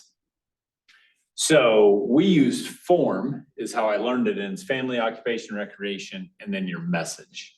So why are you talking about these things, these first three, is to tie it to whatever message you want to bring. So a good example, like for the cashier, it might be, how long have you worked here? Or, getting them talking about their occupation. And that may open them up to ask a question, what do you do? If that makes sense. So that's part of that, you're trying to get to that moment. And then that allows you really to get into your message. If you can get them to ask you what you do, is the easiest way. Right. And it maybe start with asking questions about what their occupation is. Or starting down these paths that opens up those conversations for you. So I also think that we have to give ourselves grace. Sometimes it's just context and it's just not. Like, to me, going through the grocery line is not really when it's a good time to have a conversation like that. Right. You know what I'm saying? And so, yeah, I can talk about the weather and stuff, but to try to exchange contact information or to try to say, hey, I can be your realtor, context there to me does not seem built for that. So I'm just gonna let that opportunity go maybe. And I agree with you, but what if in a short little section, especially if there's a line, out there, you don't want to go that far. Yeah. But if I start with this, I'm like, just talking to them while they're bagging and they open up and share some information. Mhm. And I'm like, okay, I need to follow up with this person. I'm gonna come in on Tuesday morning, Oh, good. or whatever that is. So now I'm going to make a point to come back through this person's line. Ah. That may be, the way to think about that. So you're doing some follow-up if you can't, because there are times where it may not make sense that you can capture that information right then. That's So, fair. And that may, or that's where having a card to pass does make sense. There are times that, if you can spark that information enough. And it could be that you're using this here in a situation like that. Because you could also start what if you went, instead of thinking about it for and this is the pot calling the kettle black as I start to have this conversation, and I just need to address that up front. Okay? There is grace here. There is, but I just want you, because I don't ever want to portray myself as something I'm really not. Because I have no downline. But what if you start that conversation? Do you love working here? What if you think they've got talent and they could be good as a real estate agent or want to do something else in life? Well, it doesn't have to be real estate, but that's a nice thing about what Keller Williams teaches us, is there are ways to help you get beyond whatever you're doing. And life is, bold. I love bold and I hate bold, but bold is when it's business objective, life by design. And that life by design is actually what got me where I am today, because I realized where I was not my dream in real estate. There was another path that I could take. And really is why I got into real estate, because I was traveling 3 weeks a month, Monday through Friday. And I was like, I didn't want to get into real estate. I was recruited for 5 years. I didn't want to, because I didn't want to go show a house at 6 o'clock at night, 7 o'clock at night. But I'd sure rather go show a house at 6 or 7 o'clock at night and tuck my kids into bed Yeah. than be sitting in a hotel room in, sometimes scuzzy places. Sometimes I flew on the corporate jet. That was pretty cool. But what did I get out of, anyways. But starting these conversations, to me, like when so your cashier or the person at the bank or the person at the post office or different places, your barber, they ask you, oh, how are you doing today? Oh, I'm so busy. I just started in real estate and man, things are taking off. Yeah. Oh, really? I mean, that's how easy it is, you Yeah, know? that's good. At a restaurant, oh, how are you guys doing today? Oh, I'm just sitting down, getting some lunch in. I just started in real estate and I have hardly time to eat. I'm so busy. Which is true. Which is true, actually. I shoved a peanut butter sandwich in my face before I came here because Me too. different thing, you know what I mean? So Well, it's hard with this starting at noon. There's like It is. all these- I eat 12 to 1. I mean, Yeah. that was the one thing that I was like, anyways. There's all these realtor memes about like gas station food and how we eat and run and we're always moving. Oh, yeah. I mean, it's true. And there's the other, but yeah, and you don't always have to say I just started in real estate. right, well, that's where I'm at right now. Yeah, So that's where you're at now. I'm- Yes, that's why, you're being organic with it, which I love, so. But yeah, it is that easy, so. It could be, just got done showing a house, whether you're showing it or just previewing it, it all works. So the second step's the connect step. And you want to, what's important during this step is to listen, ask good questions, offer solutions, and keep the focus of the conversation on them. So it's not always about everything that you're saying. And those that weren't here yesterday, one of, this falls into a little better where I could have shared the story. I'm at an open house. People came in, had an agent, just kind of were asking me questions. They took a card, didn't hear, I didn't have a way to follow up with them because they're working with an agent. That was not my place. That's just something that's me, it'll come around there. And they called me about a month later at 7:30 at night because I'd asked them more questions than their current agent ever had. Wow, in that short period of time. Yeah. Wow. So that's part of that connection, now we built a good relationship. They've only transacted the one time, but we've talked several times about selling their house since then, so. What kind of questions did you ask them? I was asking them where they wanted to be, what type of school district. We were talking about a specific neighborhood and the agent wasn't showing them houses in that neighborhood. So it was kind of, some of those things. I can't remember specifically, but it was just, So that's good. yeah, just, what's important. Motivations and stuff. If they had a young child, so we talked about what's important about a school district. What type of house they're kind of looking for. We were talking about some pretty basics. It's not like I was diving in real deep, that I remember, so. Interesting. Yeah. So these are some best practices to keep in mind, just to have your value proposition,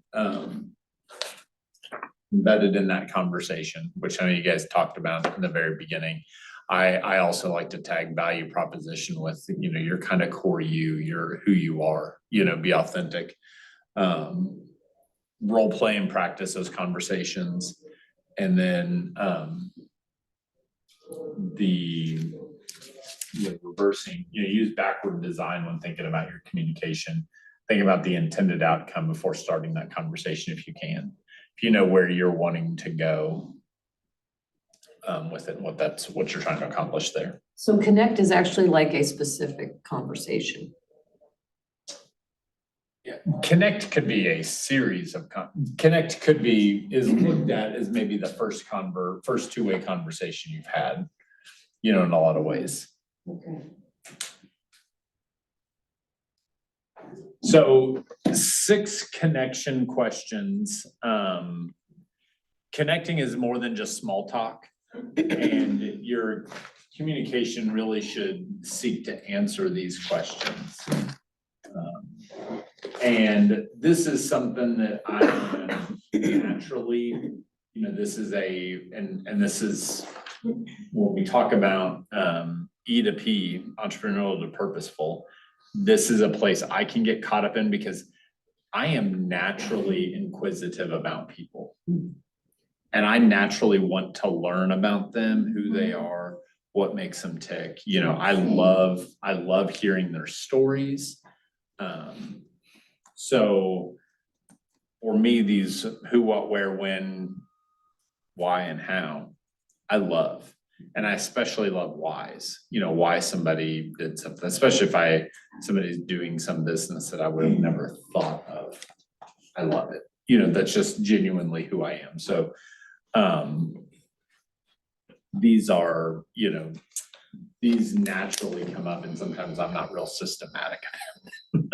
is why I share that. Now, not everybody is like me. And it's why, there are times we take multiple vehicles somewhere. There are many times I get picked up at the door when we're leaving somewhere because my family leaves me. They say the women are the chatters, but in my experience, I'm always waiting for my husband. Yeah, not this guy. Just saying, I could, no. But when talking about this, these are kind of more specific to who are they, as you're connecting with them. What do they want or need to do? So what steps are they really wanting to take? Where are they at? Where do they want or need to do it? So this is important, especially in real estate. I'm real big. I do, most of you, if you haven't done this already, I search for homes in school districts, not, unless somebody wants a very specific neighborhood. But for the most part, when you start looking at when somebody wants to be in an area, it's driven a lot by what that school district boundaries are gonna fit that more than city boundaries or zip code boundaries or some of those. And then why are they wanting to make a move? Why are they and this is, I think these are connection questions good for, but I want to dive them down into, more specific to the real estate world. Why are they wanting to move? Makes a bigger deal, bigger difference than the actual act of them doing it. You guys talked about the big why, your first, did you guys talk about big why and how using that?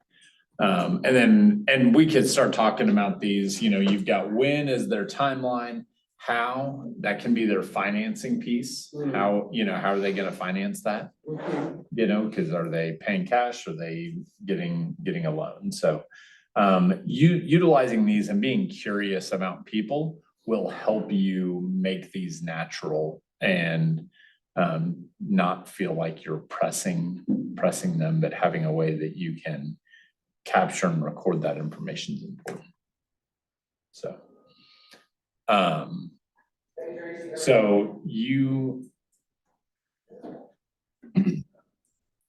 and then being sure to document, your outcomes in the database, and to keep a strong, record of your conversations will help you as you continue to dive deeper with them, and know how to move that relationship forward. So.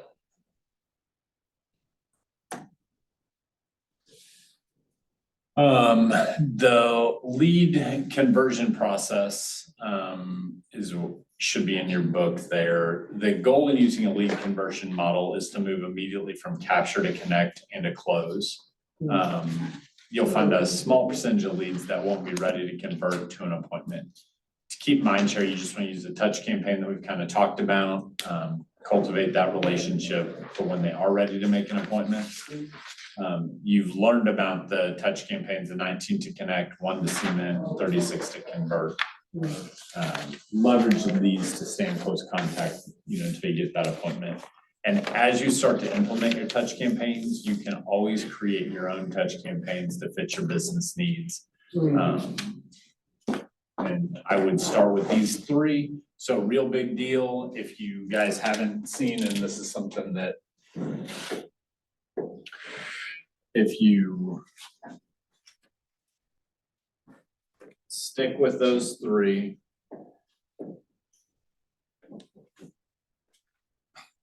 Okay.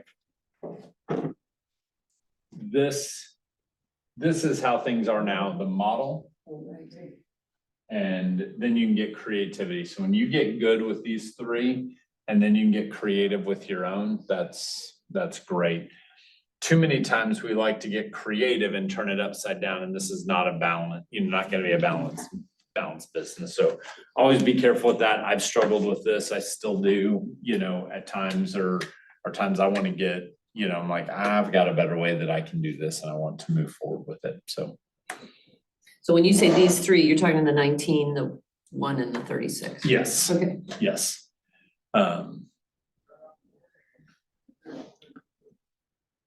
Why do agents struggle in the cultivate stage? It's a lot of people, sometimes it takes a long time. So like you have to be intentional about getting back to people. And what's really bad is that if I don't like do it pretty quick, I'm old enough at this point that I'm like, how did I even get their information? Did I meet them? Right. Yeah. Also, another way I've gotten leads is off of my sign. Yeah. My signs in the yard. Yeah. I have some Arizona people that are moving here and need land, and I was able to get a lead that way. And I actually went to Arizona a couple weeks ago, and I was near where they live, and we met, and they bought me lunch. It was like weird. That's Like, we don't nice. need, I'm like, no, next time I'm buying it, because you be on my turf. So, Well, that's a perfect example. You know what you did? You probably answered your phone. oh yeah, I was, That's good. the wife's mother lives in Bolivar and they want to move here. So they just called me to see the house I have listed, and then, that wasn't the right place for them and they have a different idea. So here we go. So why else do people struggle in the cultivation stage? I would feel like, I'm not there yet, but I feel like it would sometimes seem like it's a lot of effort and not big results. I think that's the time we are in I want it now mindset. And we get bored, that's something for me. Seems like we need to read the book Shift. It seems like it's got a lot of good stuff in it. Yes, definitely. Shift is a great book. There are always, so Shift was written in 08, 09 when the market was shifting negatively. So, but there are always shifts happening in the market. We are actually, I feel like experiencing one right now. And every year there are shifts this time of year, as we get into the spring market. So you have the micro shifts that are based on the seasonality of the real estate market. And then you also run into and then we've got when other outside things are changing, so in 2020, we had a big shift, we had when in 2023, when rates started really going up, we saw a shift. Rates are coming back down. I think we're gonna see, we're gonna shift again. So things are gonna be different this year. So which is good, that's the thing, just knowing that it's gonna be different. Yeah. So in 2015, when I started, I think if, like right now, I think we felt like we were short on inventory and we had 2,500 homes on the market. Wow. And we're like 1,400 right now. So just to kind of give you that. So, and we've had the last 2 listings I've had had multiple offers in January. Nice. And one of them, I actually did an open house the day it snowed, like the Sunday it snowed. Uh-huh. Yeah, one of those is in that, and it was, and we saw like 10 groups of 20 people come through. Yeah. But that was a fun house, so.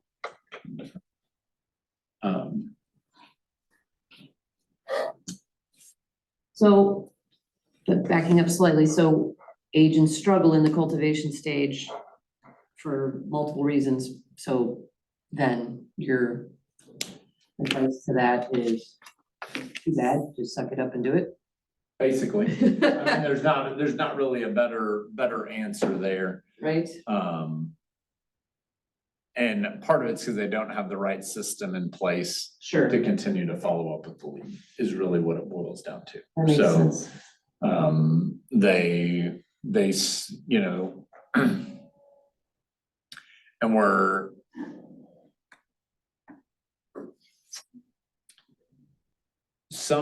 sometimes agents are so excited about the next opportunity Mm.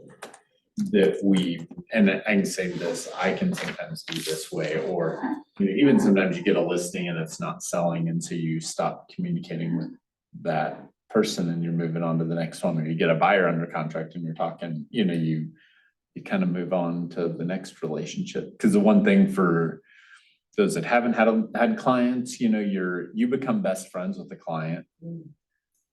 And for 60 days, you know, maybe talking to them every day, and then all of a sudden they close on the house and you're like, well, we got nothing else to talk about. So that's something that does happen, so. I still talk to my people. I like them. But it's not, and I still do, but there are just things that are different, you know. things are different. Right. Well, and I think we talked yesterday that, you know, a person is probably in multiple people's databases. So if you're the agent who's following up with that person, then when that person's ready to do something, then they're probably gonna reach out to you and not one of the other 6 people that Yes. they know. That's good. Yes, I went, after class yesterday, ended up picking up my son after basketball practice. And his back had been bothering him, so I took him to see a friend of ours that's a chiropractor. And we got to talking about it. And they counted up at one point, they have 12 friends Oh, wow. that are real estate agents. Mhm. So part of it, depending on your sphere and the people that you're talking to, their sphere, maybe, you know, a business owner like him is probably going to know more real estate agents. And he's like, and there are probably 100 that come through the office, you know what I mean? Like at some point throughout the year, he's like, so who do we pick? You know, when we need to do something, and he's never picked me, so he's dead to me, but that's fine. I still like him, but but that's just, and he shared just some different things. He goes, and then they bought some duplexes, and he's got a partner with it, and his partner's mom's a real estate agent, so of course they used her when they did that, you know, and is in their partnership agreement. I'm like, well, duh, that only makes sense, so. We've got some of that. So closing for an appointment, think of it in this framework. You're concluding one conversation and seeing if there's a new one that can take place. It's your responsibility to ask for the appointment. And just like touches you use to stay in emotional proximity have varying degree of effectiveness, so does the format in which you ask for the close. So and that's part of when asking for an appointment, which format do you think is the most effective? In person, I think. It's probably gonna vary for people. Well, in person, you're already, I feel like a phone call might be more effective. I usually use text. Texting for me works effective.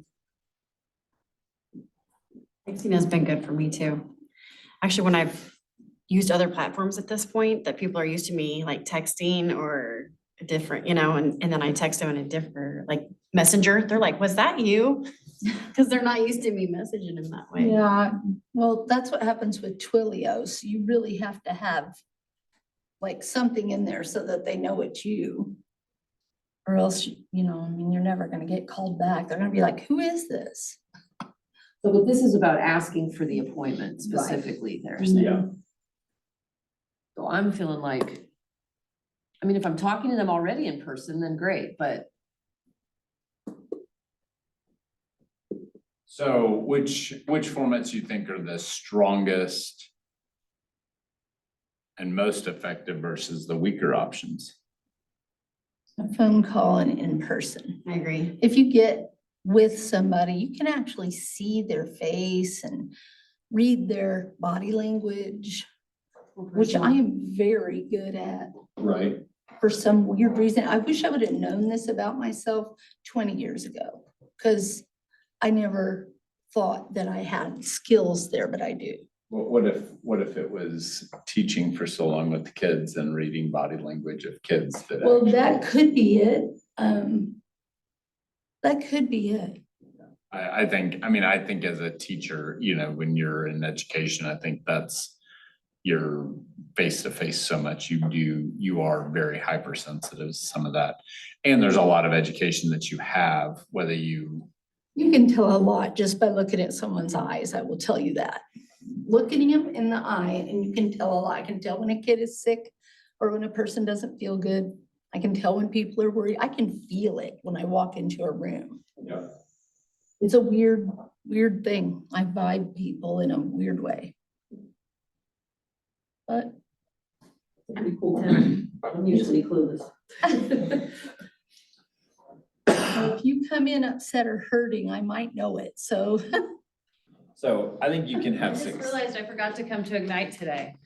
Oh. I've just been in my office working and then I was like, what are they doing down here? As long as you're I getting, missed it. as long as you're getting stuff done.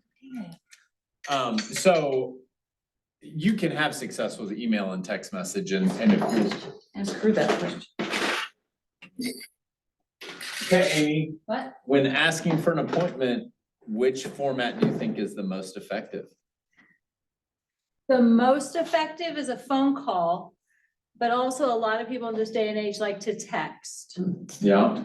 So you want to try to get to know what type of person you're dealing with.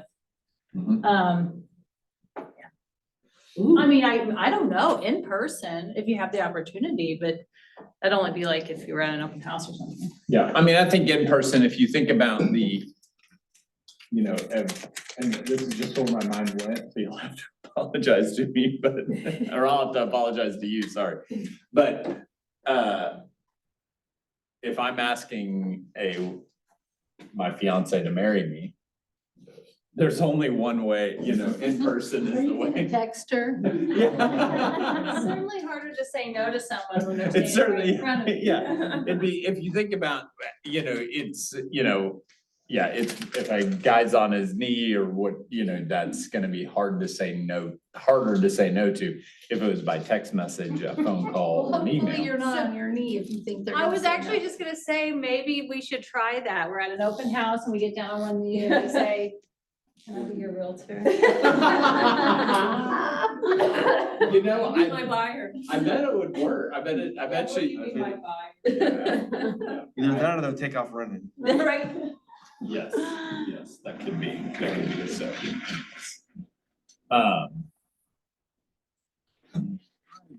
To see.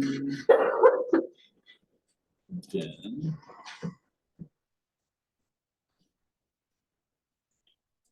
You guys get me going and again, it's 2:15, so.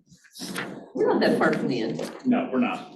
Yeah, but I'm just, yeah, you get me going, that's the way it goes, so. I think anytime you can be in two-way conversation with them specifically, it's gonna be better.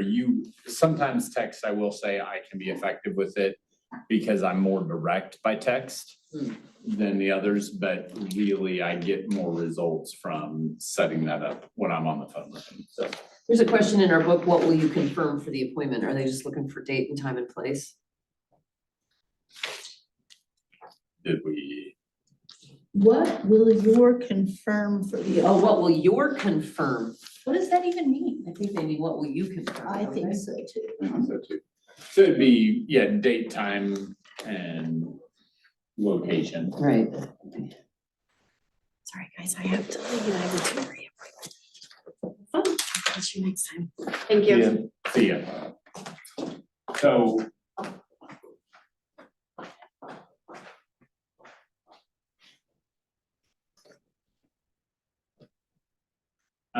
This quote, in the end of the day, in the end, if they can meet and have a good enough reason to meet, they will meet. And if they don't, they won't.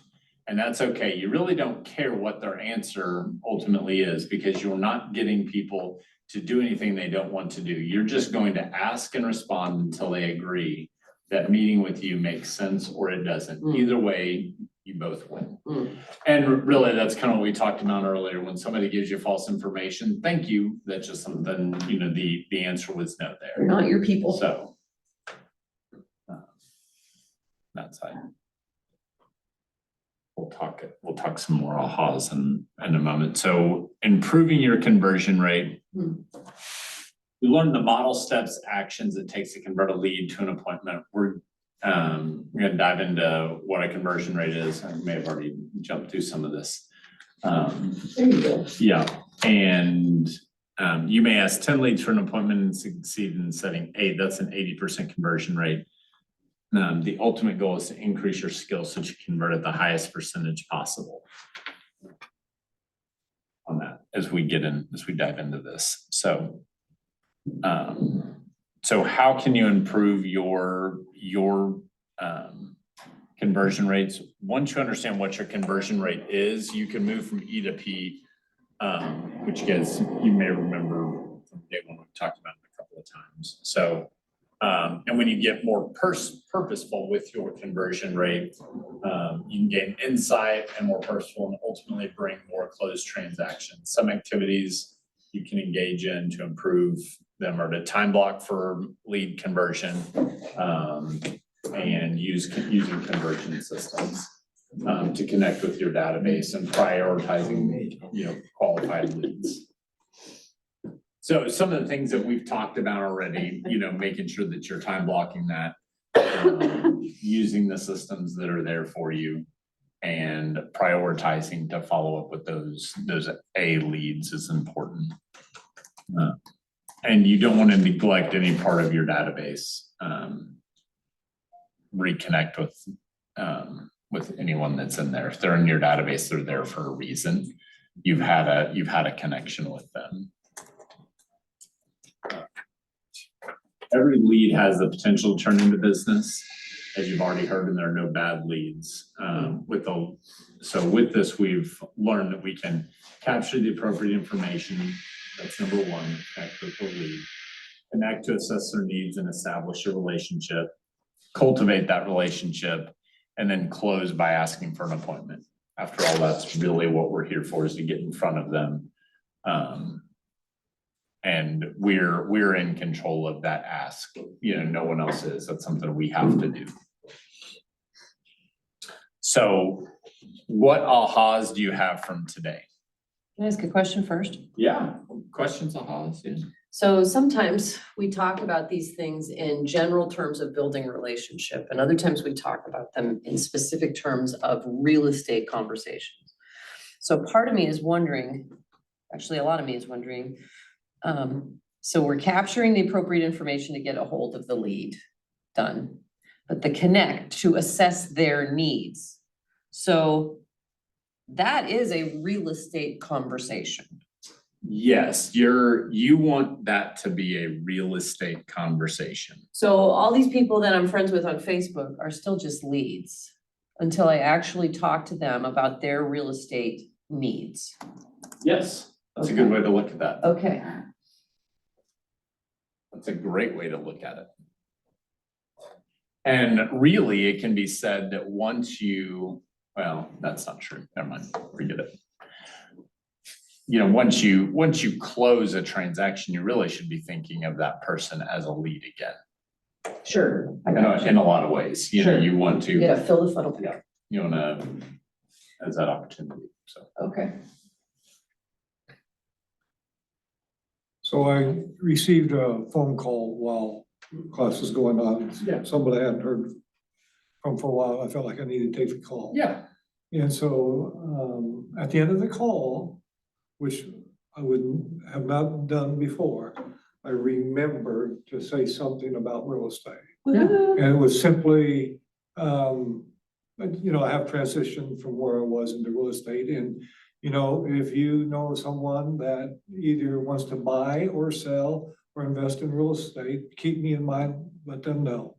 Yeah, And of course, he said he would. yeah. So that would be part of the connect side, because I already established a connection with him before, cultivating the connection side. Okay, so when you were starting out, it was a little different back then. But now, as we go through the material, have you mentally memorized these steps, and do you go through these steps, or do you recommend that? Or what do you suggest? So I do think that if you are intentional with these steps, you will have the best results. So if it's memorizing them, taking things through that process, and following a system is when Is you'll that have. like the script that is up, learning a script for it that's up on the board? Yeah, learning a script or a process. I'm gonna call this more of a process, especially as you're talking about capturing the information, getting as much information and diving deep on that is a system in itself. And then getting them put into that 19 to connect, and then getting them over into your 36 touch campaign and following through with that, you will have that system of moving somebody through your system is gonna give you the best results. I did some things really good in the beginning, and I was not that intentional with it. So. Now you're more intentional and productivity is Better. I mean, yeah, it's better. I'm more efficient now than I was then. But to what Amy was saying yesterday, there's part of that, she was less efficient, but she feels more effective at different points. But yes, the more you trust the system the process to work, if you follow the steps, it's going to generate the best results for you. And then what gets hard if you don't, and for me, since I've had some success,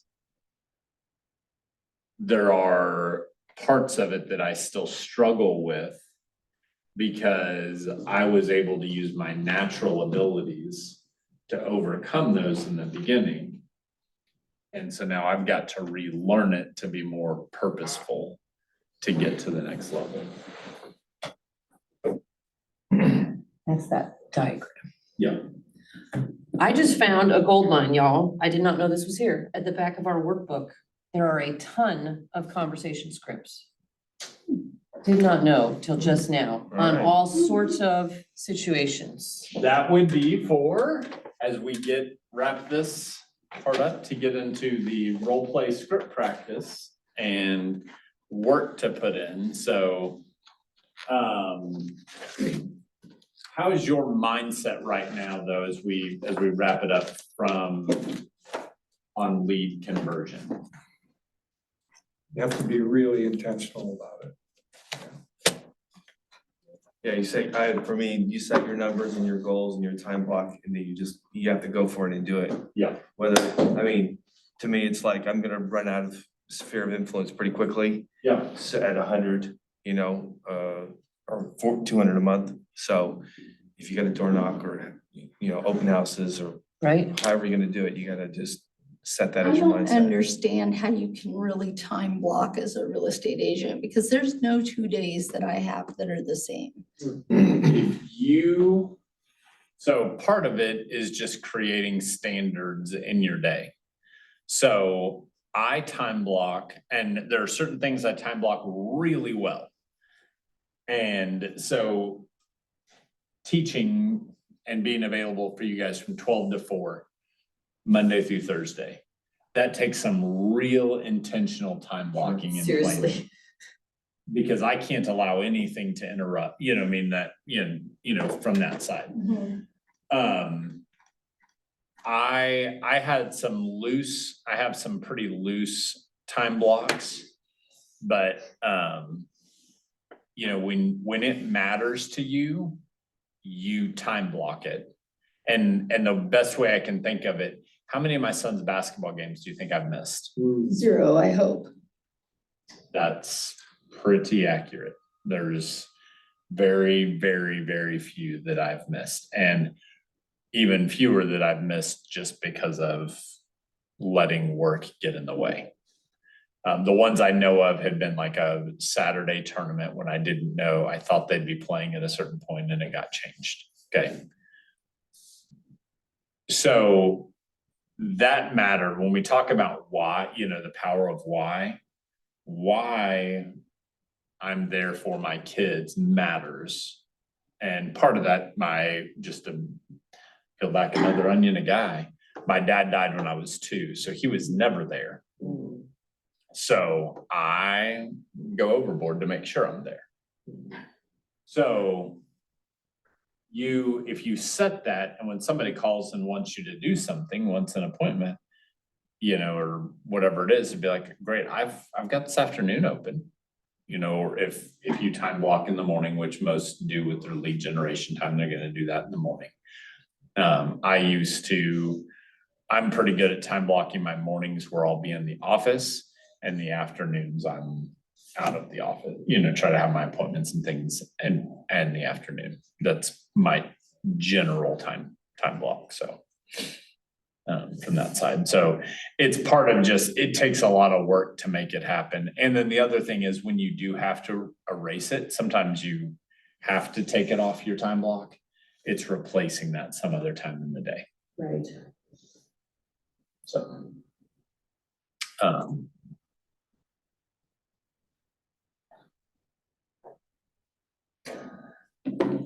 So, but now I have all sorts of questions about how do you actually have that conversation to assess their real estate needs from the people that are just in your sphere? But maybe you discussed that yesterday, or maybe we're gonna discuss it later, and we don't need to go into it right now, but that's So- something I'm gonna start thinking about. So I'm gonna jump ahead some, we're kind of behind, so. Really the success system in the afternoon is to spend 20 minutes of role play, 10 minutes preparing call lists, you've got 45 minutes to make calls, and then 30 minutes to update your database. So the best place for that is actually in role play. So since you've got a printed copy, and I don't have what your scripts are, I'm gonna steal this. Do you know where it is? No, but I'm gonna figure it out. Okay. You know, that's the way I work. I don't even know what I'm doing. So yesterday we did this a little bit differently, but. It might be earlier. We're doing them kind of in order. Thank you. Sorry, I gotta go. All right. Oh, sure. Yeah, I know. Just when the hard stuff happens. That's You're right. When the such a- real work happens, he's You're gonna leave. such No, a I get it. I get it. Such a flake. Shannon's at the top of the stairs to make sure you don't leave. I love it. So they're new to real estate conversation starter. So that Mhm. would be a good one, you know, could be one. New to Keller Williams, kind of having this conversation. So, you know, whatever, however that is, and then here's where you're going. So this is the way that you can, you know, that we can do this. We could. Well, if you.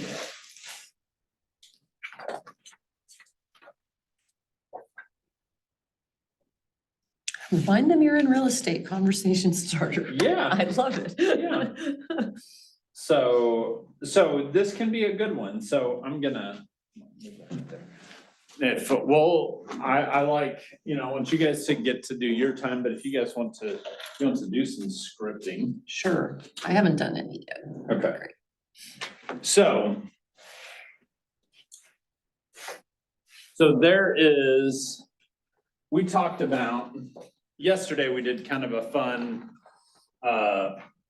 way that I love to do scripting, which was not just reading what was there, but we went around the room kind of talking about how we get involved, like what an utilizing an objection, you know, whatever the objection is, so. But in this, I will do, so if somebody wants to be a client or a friend of mine, I'll let you. Here, I'm gonna, and hey, she asked a question, I'm gonna have her be, yeah, I know I asked for the volunteer, but I'm gonna pick on her, so, Do I have to be myself or can I make up a personality? you can do whatever you really want to do, so, hey, Ann, it's Guy, you got a moment to talk? Sure, okay. Great, how's the family doing? Oh, everybody's good. Susie's softball season is starting up. We're gonna start going to some games. Everybody else is doing their thing. Very exciting. I'm ready for summer weather and, you know, warming up and getting out on the ball fields. That's gonna be a whole lot of fun. Something that, and then, so kind of from that, I'm excited about that, you know, excited about that. I want to share some exciting news about, that I've been building my real estate team, and then I won't go through, there's a whole rest of this script that it takes you all the way through, but so I'm big on the transitions and getting natural, so without me Yes. trying to learn, you know, Yes. so that's great. I'm looking forward to spring weather. This cold weather we've had has been rough, and the kids are excited about getting there. Something I'm also excited about is, since I've been building my real estate team, real estate business, Sure. the spring looks like, rates have come down a little bit and the real estate market's gonna be going good. Are you guys still living in your current house? Yes. Great, very good, very good. Well, if you ever know of anybody looking to buy, sell, or invest in real estate, I'm your guy and I'd love to talk with you. It's as easy as that? Why not? But you're not asking me about my needs. And okay, so I'm just gonna answer you. Okay, sounds good. I'll do that. Yeah, and so maybe that's where my scripting fell short there. Maybe should have followed the script that's there, but I mean, yes. I don't know, but Yeah, that's my question is, how do you get it to, are you thinking about buying or selling? Yeah, and that's, so, okay, yes, so that would be better. So are you guys still living in the Glendale School District? Now I have to make things up because I'm not in the Glendale School Oh, District. sorry, whatever school district you're in, I don't really care Green what. Spring. Okay. Yeah, we are. But as you know, we homeschooled, so we didn't really, the school district wasn't that School, important. yes, very good, very good. Well, yeah, school district didn't matter, but, so you're still down in Reed Spring. Have you guys ever thought about trying to get on the lake? Oh, man, totally on my bucket list. Totally on your bucket list. Do you know how much your current house is worth? I don't know for sure because we're so rural, it's really hard to get a feel for that, but Zillow claims it's worth about 380. Okay. Well, and Zillow can sometimes be right and sometimes be wrong. That's a great thing. We never know. I think they give a plus or minus 25%. Okay. So Ooh, that's huge, all right. But I'd love to with, as I'm building my real estate, business, just giving you helping you see what the value of your house is, helps you make decisions long-term. I would love to come and sit down with you guys, just let you know what it is. Oh, that's fun. Huh. I think we're more looking for like just a little something on the lake, not necessarily moving to the lake, but having someplace we can go on weekends. Oh, absolutely. Well, that is a little different conversation. Do you know kind of budget that you had in mind? Cheap. Cheap. They make a lot of that, you know, it's got 4 wheels on the lake. Right? Well, if you go to Palm de Terre, you can get a cabin up there. Yeah. So at that, so you've, you know, at that Right. point, you know, Right. we're, Had this conversation now. yeah. Okay. Yeah, now we're moving in that and we went just by and we followed the forward, we talked about dreams Right, because right. you know, I didn't know where I was going, but when you said Reed Spring, is like, well. But that was a very good question. Have you ever thought about getting on the lake? That was a twist I did not see coming. Yeah. And yet, of course I have. Yeah. Of course I have. Of course. Who doesn't, for crying out loud? Of course, so. What was I gonna ask you? The question where you're like, hey, I'd love to just meet with you. We can go over what your house is worth. I hadn't at that point told you I was even thinking about selling. Would you meet with somebody just to tell them what their house is? Absolutely. Absolutely, 110 times a day. Because why? Because if I open that door and create that relationship Mhm. where I've given them that information, Mm, one, they're open to hearing that information. mhm, So they're kind of thinking about doing something in real estate. mm, Now, I don't know what that is. mhm. And, but I've helped them give that information and now they're better prepared. It's part about being a real estate professional there. Mm. So instead of just a real estate salesperson, as a salesperson, if you don't want to sell and you just want to know your value, deuces. We're not gonna, Right. I'm not gonna go do that. Okay, But if I am looking for, the house that I just put under contract this weekend was somebody that needed values for an estate. oh, okay, And something I do, I charge them to do that for an estate. okay, It's nominal really, it's not really, but it's just but if they're gonna list with it, then I don't charge. If they're gonna Right. sell it, I don't charge them anything. right. And then in this case, we charged them. There were multiple properties. Mhm. And then a year later, they called and they weren't ready to sell. Interesting. So anytime you can provide that information, and there are times that we just closed on an investment property, and so a conversation that I want to have with more of my past clients is somewhat ways that I was able to make it work without pulling cash from somewhere. Mhm. And part of that's knowing the value of my house, using a home equity line and some different ways that you can do that Mhm. to make things a little more, make that, especially the average person where they could invest in real estate potentially. If you've owned your house since 2015, if I sold it to you in 2015, you've got the equity that you might, a guy that I talked to, he has probably $150,000, we'll say $150,000 in equity he could pull out of his house. So he's like, do you think I could find $150,000 house to invest in? I'm like, probably could. Yeah. But what if you could take that and turn that into 4 rental houses Oh. and make it 160, Mhm. $200,000 rental houses with 20% down? What if you could do that? And he's like, oh, I hadn't looked at it that way. Right. That's a way to make that a bigger picture for them, so. Anyways, Very interesting, okay. Yeah. Thank you for that. yep, absolutely. Any other? Okay, I have a follow-up question.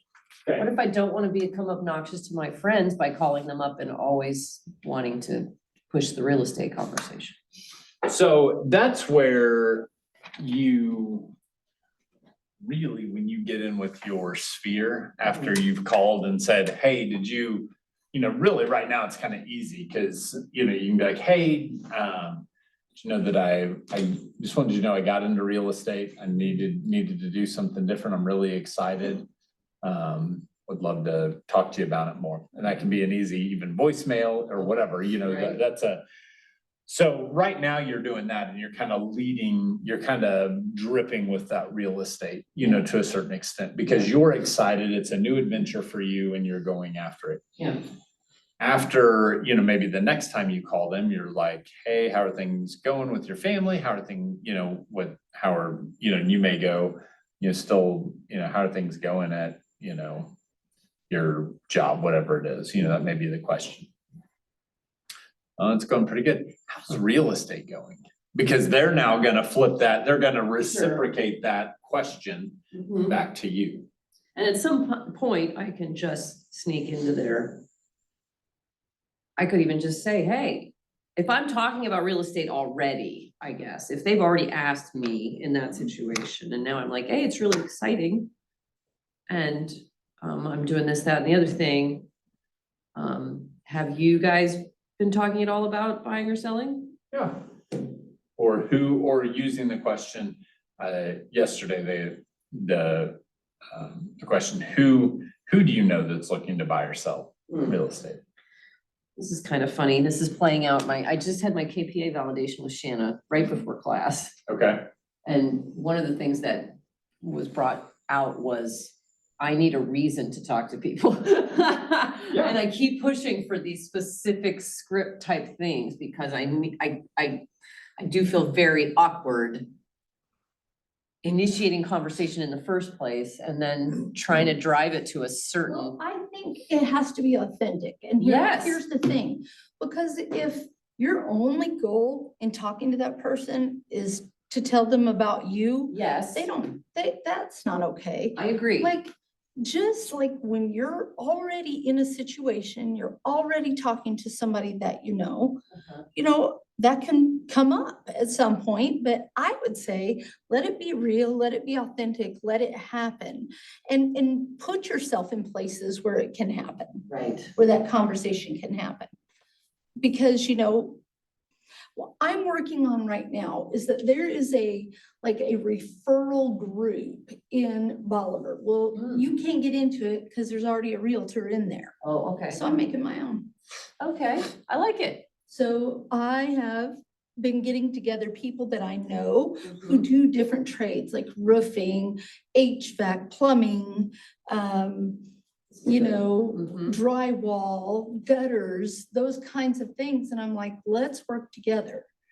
So I'm trying to set up meetings with them now so that we can have our own referral group. Mm. So that we can refer out each other. And if you get a big referral group like that, it's a good thing. That's good. So a cleaning lady also, and somebody who cuts hair wants to be involved. Yeah. So I think that's, I'm like, if you have a small business and references, because I'm not gonna recommend somebody who's gonna be crappy. Mhm. Small business and references, let me know, because I wanna talk to you.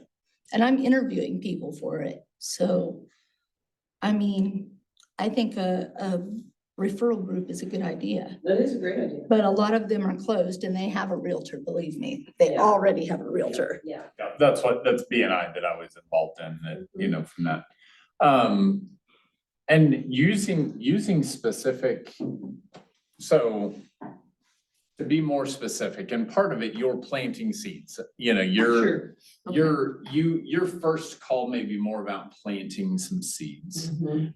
And then you've got to come back and cultivate once those seeds have grown, but so you also could be utilizing this is more a reach out script, but as you get into it, wanting specific things, find something coming up that's important to you, or, so if we rewind 3 weeks ago before the cold weather hit, Mhm. hey, Mr. Database, it's Guy, and I was, I'm just, want to have a quick phone call. I got my real estate license, the real estate's is really fun. And I really wanted to reach out, because, one thing we've been talking about is the importance of making sure our crawl space vents are closed Mm. with this cold spell that's coming in to keep pipes from freezing. Mhm. So I don't know a whole lot about, what area you're in. I don't, I know we've been friends forever and never been to your house. I don't know where, however you want to do that, but Mhm. hey, I'm just calling to give you some advice. I'm in real estate, and here's some advice. You're coming from contribution Right, okay. and providing that. It could be we've got in March, in another month, basically, you've got clocks being set forward, which Mhm. are backward, forward, spring forward. You could be calling on that, Mm. so to find some. That's the purpose why I'm calling. Yeah, Yeah, okay, that makes Yeah. sense. find your purpose. Mhm. And realize that fail forward, there may be a time you don't get real estate brought up. They may be kind of caught up in something else, whatever it is, but Sure. just fail forward is really what it boils down to, and be Okay. genuine with the conversation that you want to have. Right, okay. Those are both good. Thank you.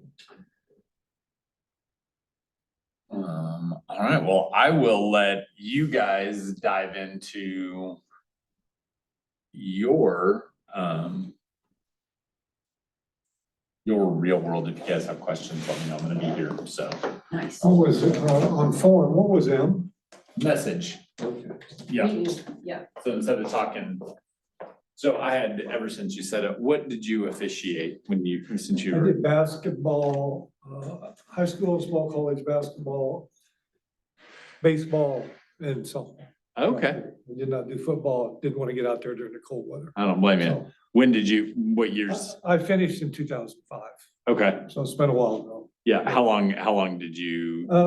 About 20 years. 20 years, okay. Yeah. Very Did good. you play? I played football and, yeah, football is really what I played, as Yeah. far as sports that were. Steve Hunter was coaching basketball in Ozark Yeah, during that time Yeah. on the boys side. yeah, I was, I grew up in South Springfield. I wasn't even in, Where it was was South Springfield, Kickapoo is where. I Oh, was. Kickapoo, Yeah. okay, So so Green, Yeah, Coach Green was a coach when I was there and, big rivalry going on between you guys and Glendale during that time. yep, and then, did you ever work with Tim Bishop? Well, I remember the name, and Okay. yeah. He's younger, like he just retired, but Okay. he was probably probably coming up the as you were. next- Yeah, yeah. next generation official. Yeah, very Yeah. good, very good. Yeah. Yeah, Cool. yeah, I had, I was built like, kind of like this, so I never was a basketball player. My kid is, I loved it. My dad played for the Jolly Green Giants and was quite a basketball Wow. player, so Okay. anyway, so. So you got sports in your family line. Yeah, So your son plays, plays for Ozark. He's a freshman, so, okay, cool. yeah, so, Yeah, did a lot of running up and down the court, I bet. kept me in shape. Yeah, I bet. I've repped upward in rec basketball. Yeah. That's about the extent of my referee. You know, you learn when you do a sports officiating, you learn how to resolve conflict under pressure. Yep. A little bit of mediation and sometimes it's tough to close the deal. Yeah. What sport did you officiate? Basketball, baseball and softball. Oh, really? And you get different people that will work with you and sometimes every official would kind of get known for, his strengths and weaknesses. Yep. And I was fortunate. Most of the time I worked with guys that didn't, they knew how to de-escalate situations. Yeah. A few times with those that didn't know that skill set. And that's when you really relied on mediation Yeah. between coach and your partner. Oh, yeah, it can, and I tried to do my part. I remember we played in the Show Me State games. Yeah.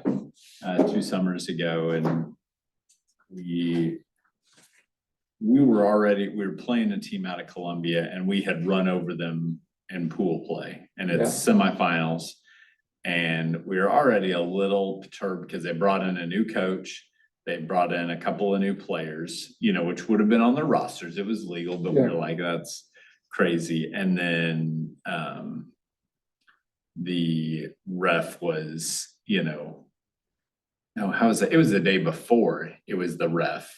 And the calls were not going our way and they were questionable, in our opinion. Yeah. And my son afterwards was like, Dad, you need to shut up, Oh. and I mean, he was almost embarrassed and I was like, ooh. Yeah. So I went and the next day as we were going into that game, I went to the ref and I was like, look, you don't remember who I was. You don't care. Yeah. But my son told me I was an idiot and I apologize. And I probably wasn't that bad in the grand scheme of things, obviously. Yeah, He but wouldn't a remember me. teenager But is teenager really. didn't I do remember a few times kids on the court would say, hey, don't listen to my dad or my mom. My son, he's 6'2", 6'3". Oh, wow. He's Freshman. yeah, he's just since he did this last night, so I'll show you when first time, he'd been telling me he's been dunking well, but I hadn't got to. Oh, he's There it is. impressive. Wow, freshman. Yeah, My and goodness. and we've got one freshman starting varsity for 6A, like one of his buddies is starting 6A. varsity. Nice. Wow. Yeah, so, So you're playing during the summer too? then? yeah, You play a lot. we play, Yeah. he plays quite a bit of basketball, but. So if he's just a freshman, you may not have heard this yet, but we were always told that colleges will notice the parent's behavior, Oh, yeah, and they will not recruit when the parent is a jerk. yeah. He had one club coach that was great and talked to them about, it was at a camp. And was like, how you warm up could impact how you're recruited, which I don't know. I mean, he's good. He may be like a C of O, maybe you know what I mean? Right. I don't know what who knows? He's a freshman and he may Yeah. decide he doesn't like basketball. Sure. We don't do it for that. You know what I mean? Like, that's not he's got his friend that's starting varsity. Now that kid's gonna get, they're positioning themselves to be recruited Right? and. My daughter was, she hardly ever even started like in travel ball. Right, But she put the effort into recruitment herself. And she ended up at a junior college. yeah, You get more playtime at a junior college anyway. yeah, And now she's a jury, that's awesome. so, That's very cool. In basketball? softball. Softball, I assume, yeah, very cool. Now, so but you homeschooled her? Yes, and that made it that much harder. Yeah. Yeah, that's a different, If I would have homeschooled my kids, they would all be dead. I doubt that highly. My daughter did. I just don't know my children. My daughter did competitive gymnastics and you have to be quiet. Like if they hear you yelling in the stands, they will deduct it off their scores. So there's no gymnastics meets are like this. Yeah, Right? yeah, Right? That's hilarious. yeah, that's the stuff we have 5 kids. Me too.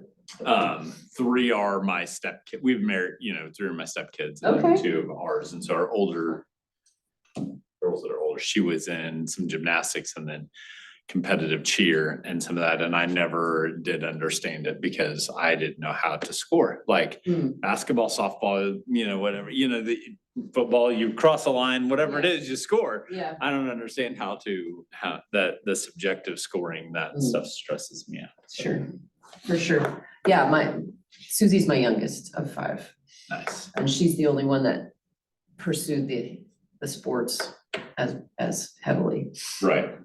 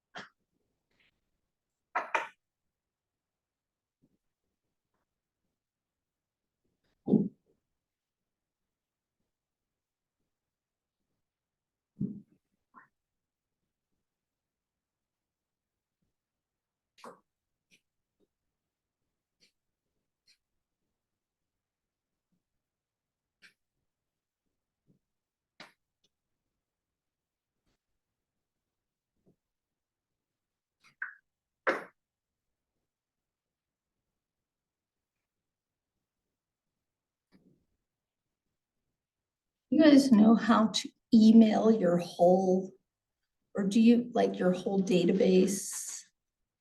That's, you make a campaign in Command.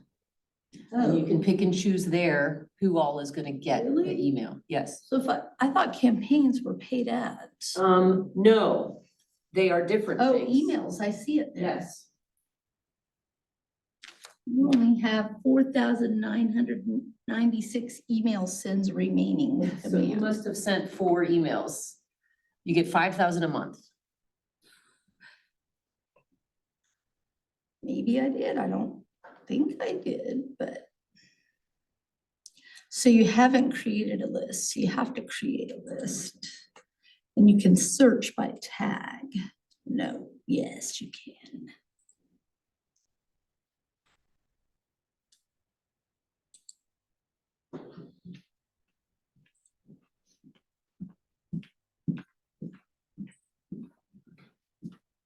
How do you know that? Nobody knows how to use this thing except Nicole. So there are YouTube videos from Scott Leroy. Oh, yeah, I've watched some of his. So that's how I know that.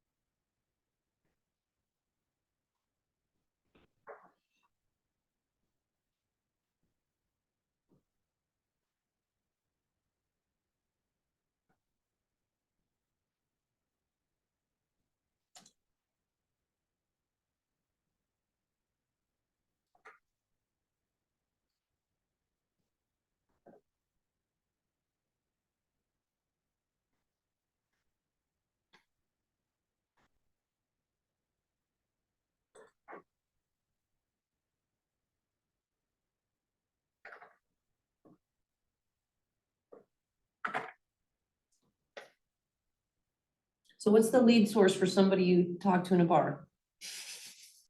I'm putting her in right now. I need to tag her. Buyer? Seller? I mean, just, I have, Is that the bar you're gonna go to regularly? I mean, we do go to there regularly. So you might meet more people from there? Oh, yeah. So why not? Name it the bar itself? Yeah. All right, that works for me.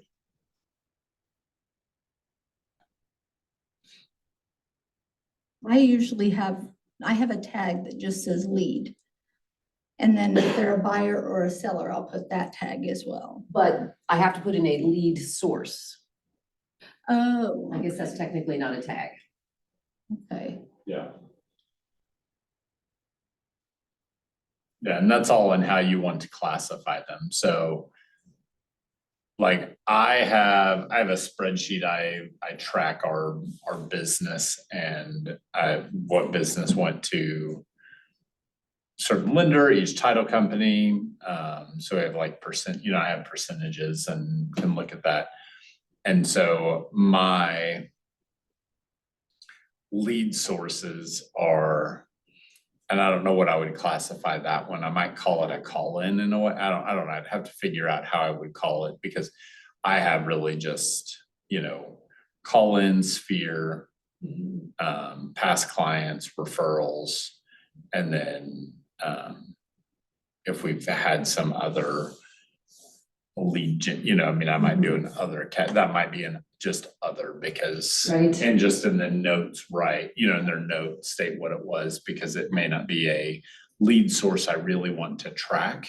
If that Right. makes sense, like, cause I'm like, I don't know how many, you know what I mean, like, unless you're wanting to track that as a lead source. So this is more like out and about.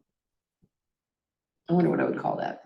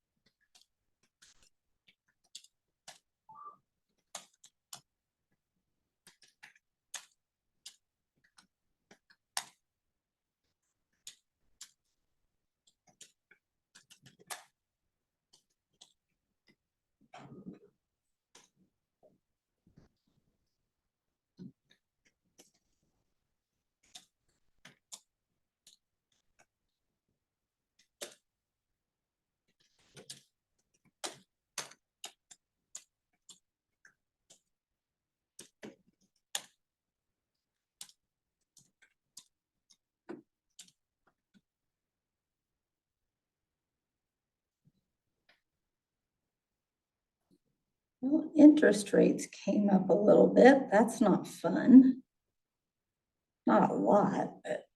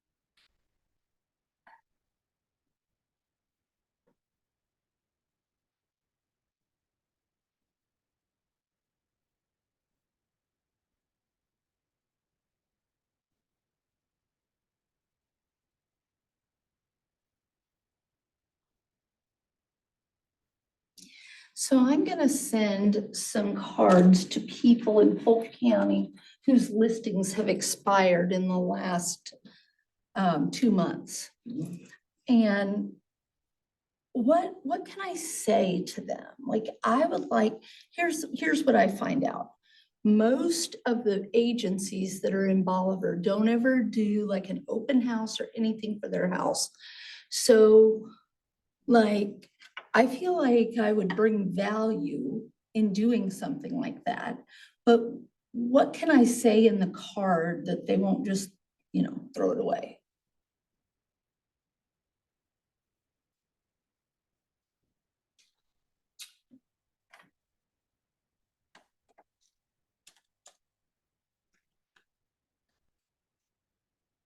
You could ask the question, did your prior agent have a marketing plan?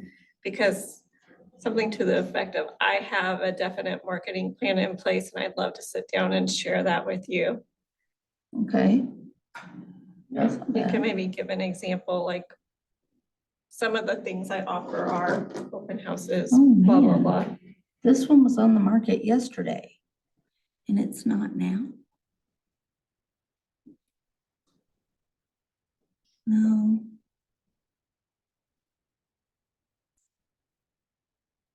No, I think it's back on. That's the thing. I wish it would show you if it's back on, like. I don't know.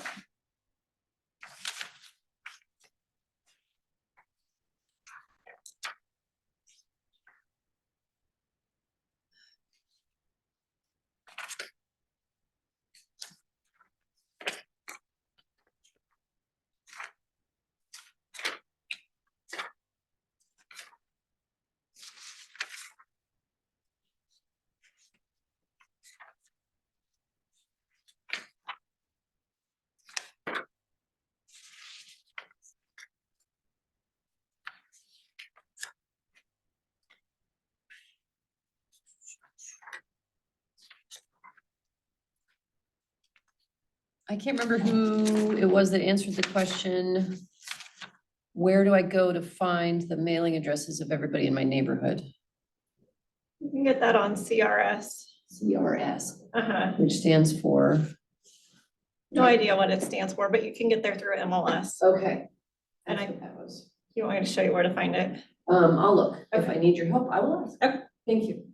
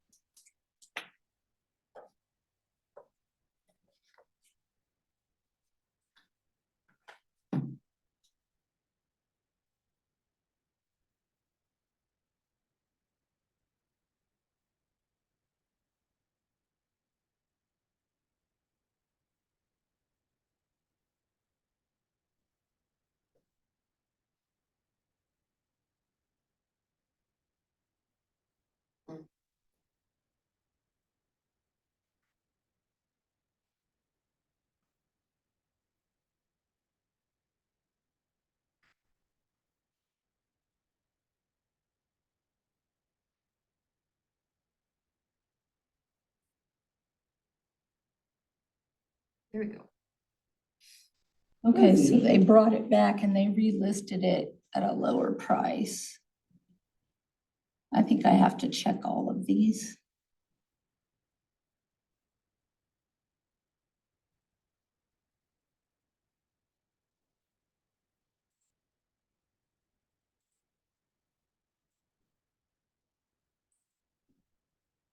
Do you know how to open another tab of your MLS so you don't have to do it on your phone? I do, but Okay. I don't know, I'm just used to being on my phone. Oh, that's fine. I like a bigger area, so I just thought I'd ask.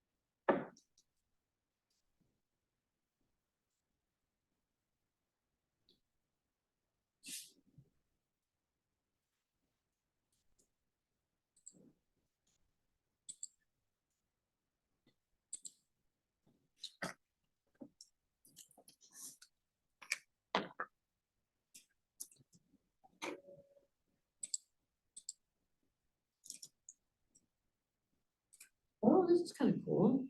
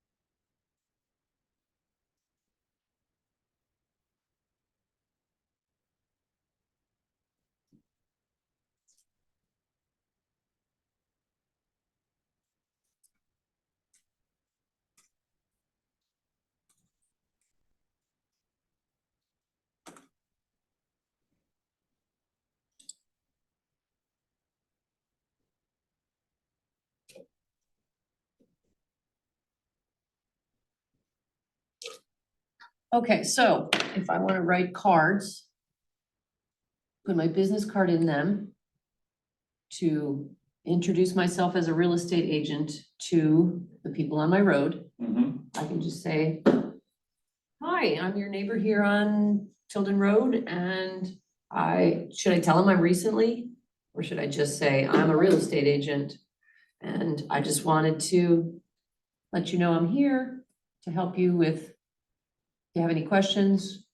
I would say I'm a real estate agent, since they're people, you don't know. Yeah.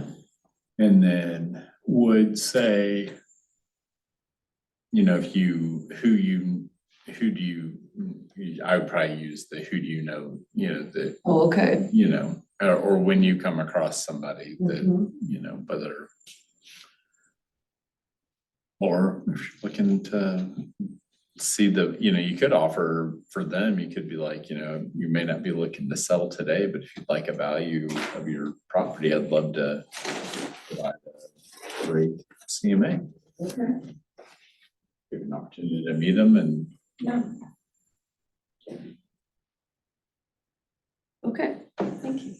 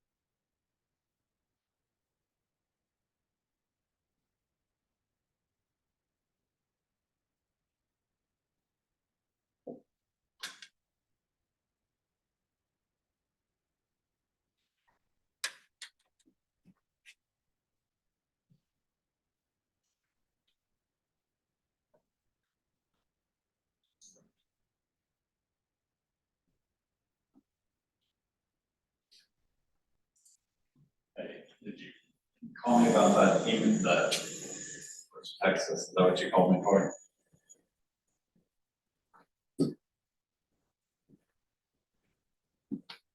Okay, I'm sorry.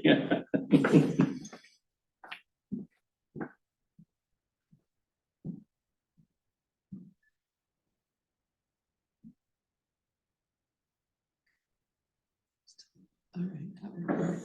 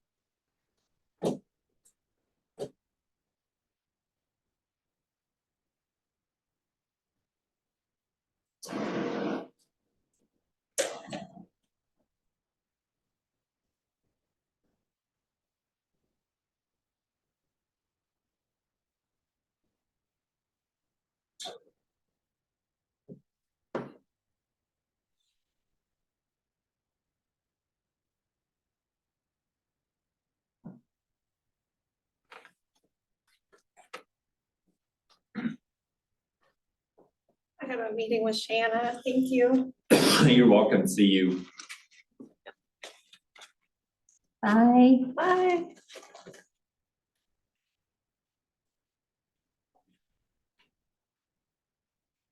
What if I know there are properties on this road and they're not coming up? That's weird. Let's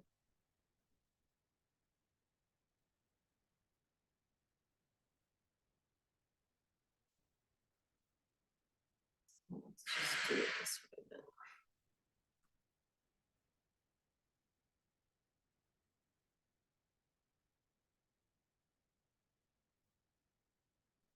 I actually know these people. I go to church with them and the other realtors in town that are like the big daddy realtors that are the coolest people, like they're young and hip. That was their realtor. And then the house didn't sell. It's a weird house. It's stick built around a mobile unit with a basement dug. So it's kind of like, I don't know how they're gonna sell that. Right, that'll be, And that'll be they- about That's a condition issue. It'll probably only get fixed with price. Yeah, they had it listed at 359.9. Like,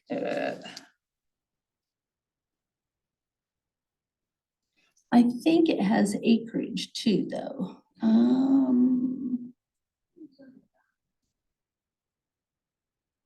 Yeah, it's on 6.22 acres.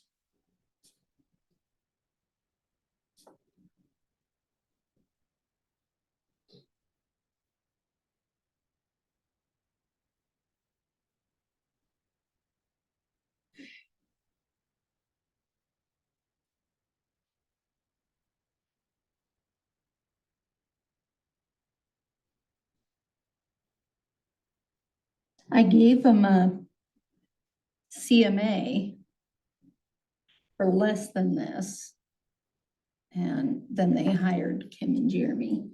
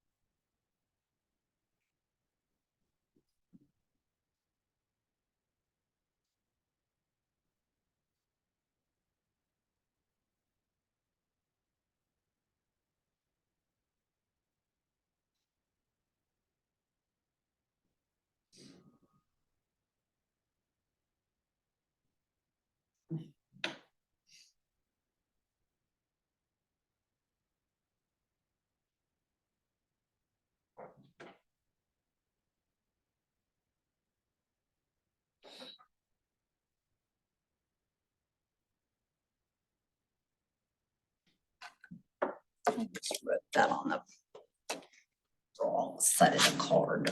Gotta go.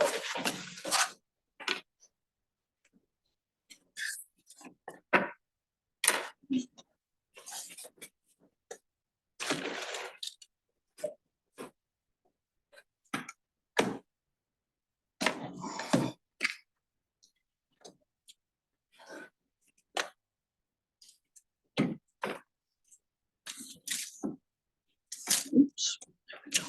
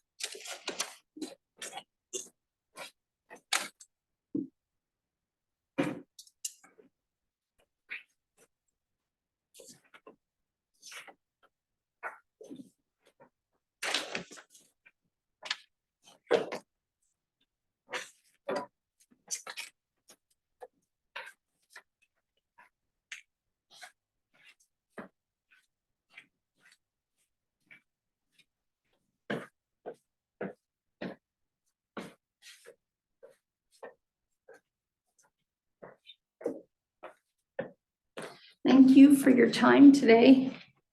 You're welcome. I'm glad I could do it. Me too.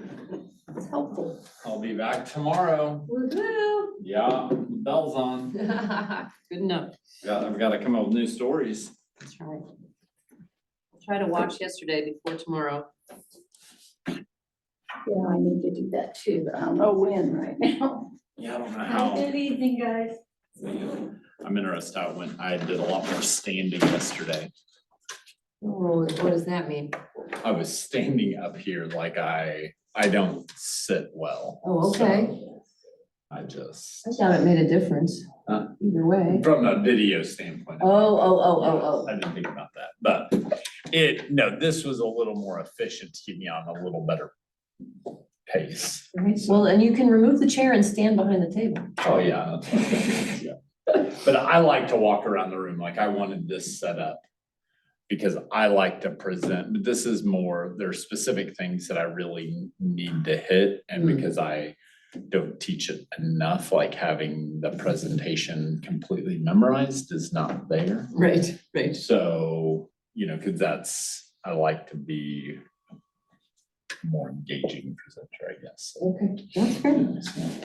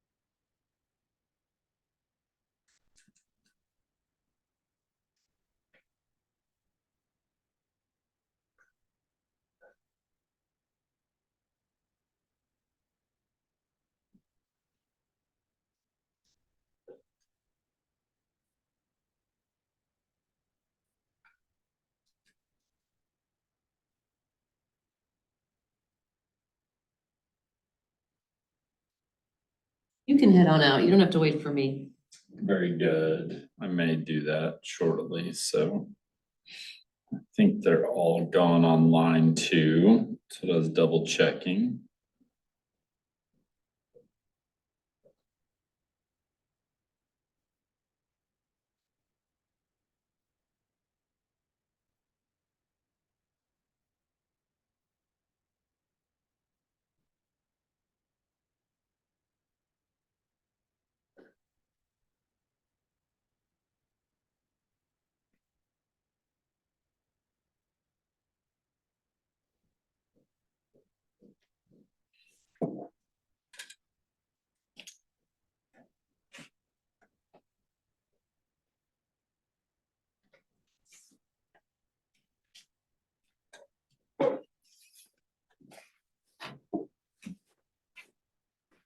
you just read this over and tell me if this is okay? I probably should have written it out ahead of time, but I didn't. And I'm afraid of your CMA idea because we're so rural. I don't know that a CMA is gonna be just easy for me to do Yeah, that without makes the sense too. experience. That makes sense. I didn't wanna promise more than I could deliver. Right now, I'm just trying to put it out there.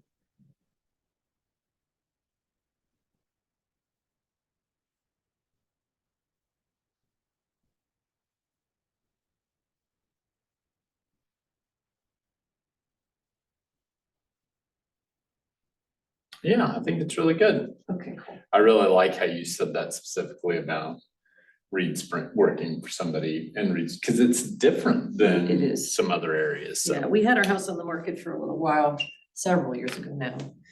And you bring somebody over from Branson and they just have no clue. Yeah, They Yeah. just don't. it's just different. Mhm.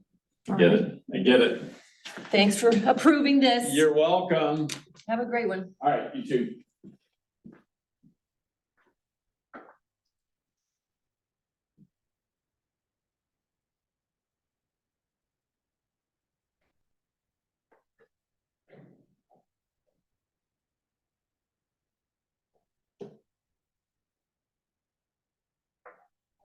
Hey, I'm calling in to see what's going on. Class is over and I'm gonna get in the car, but I thought I would check in.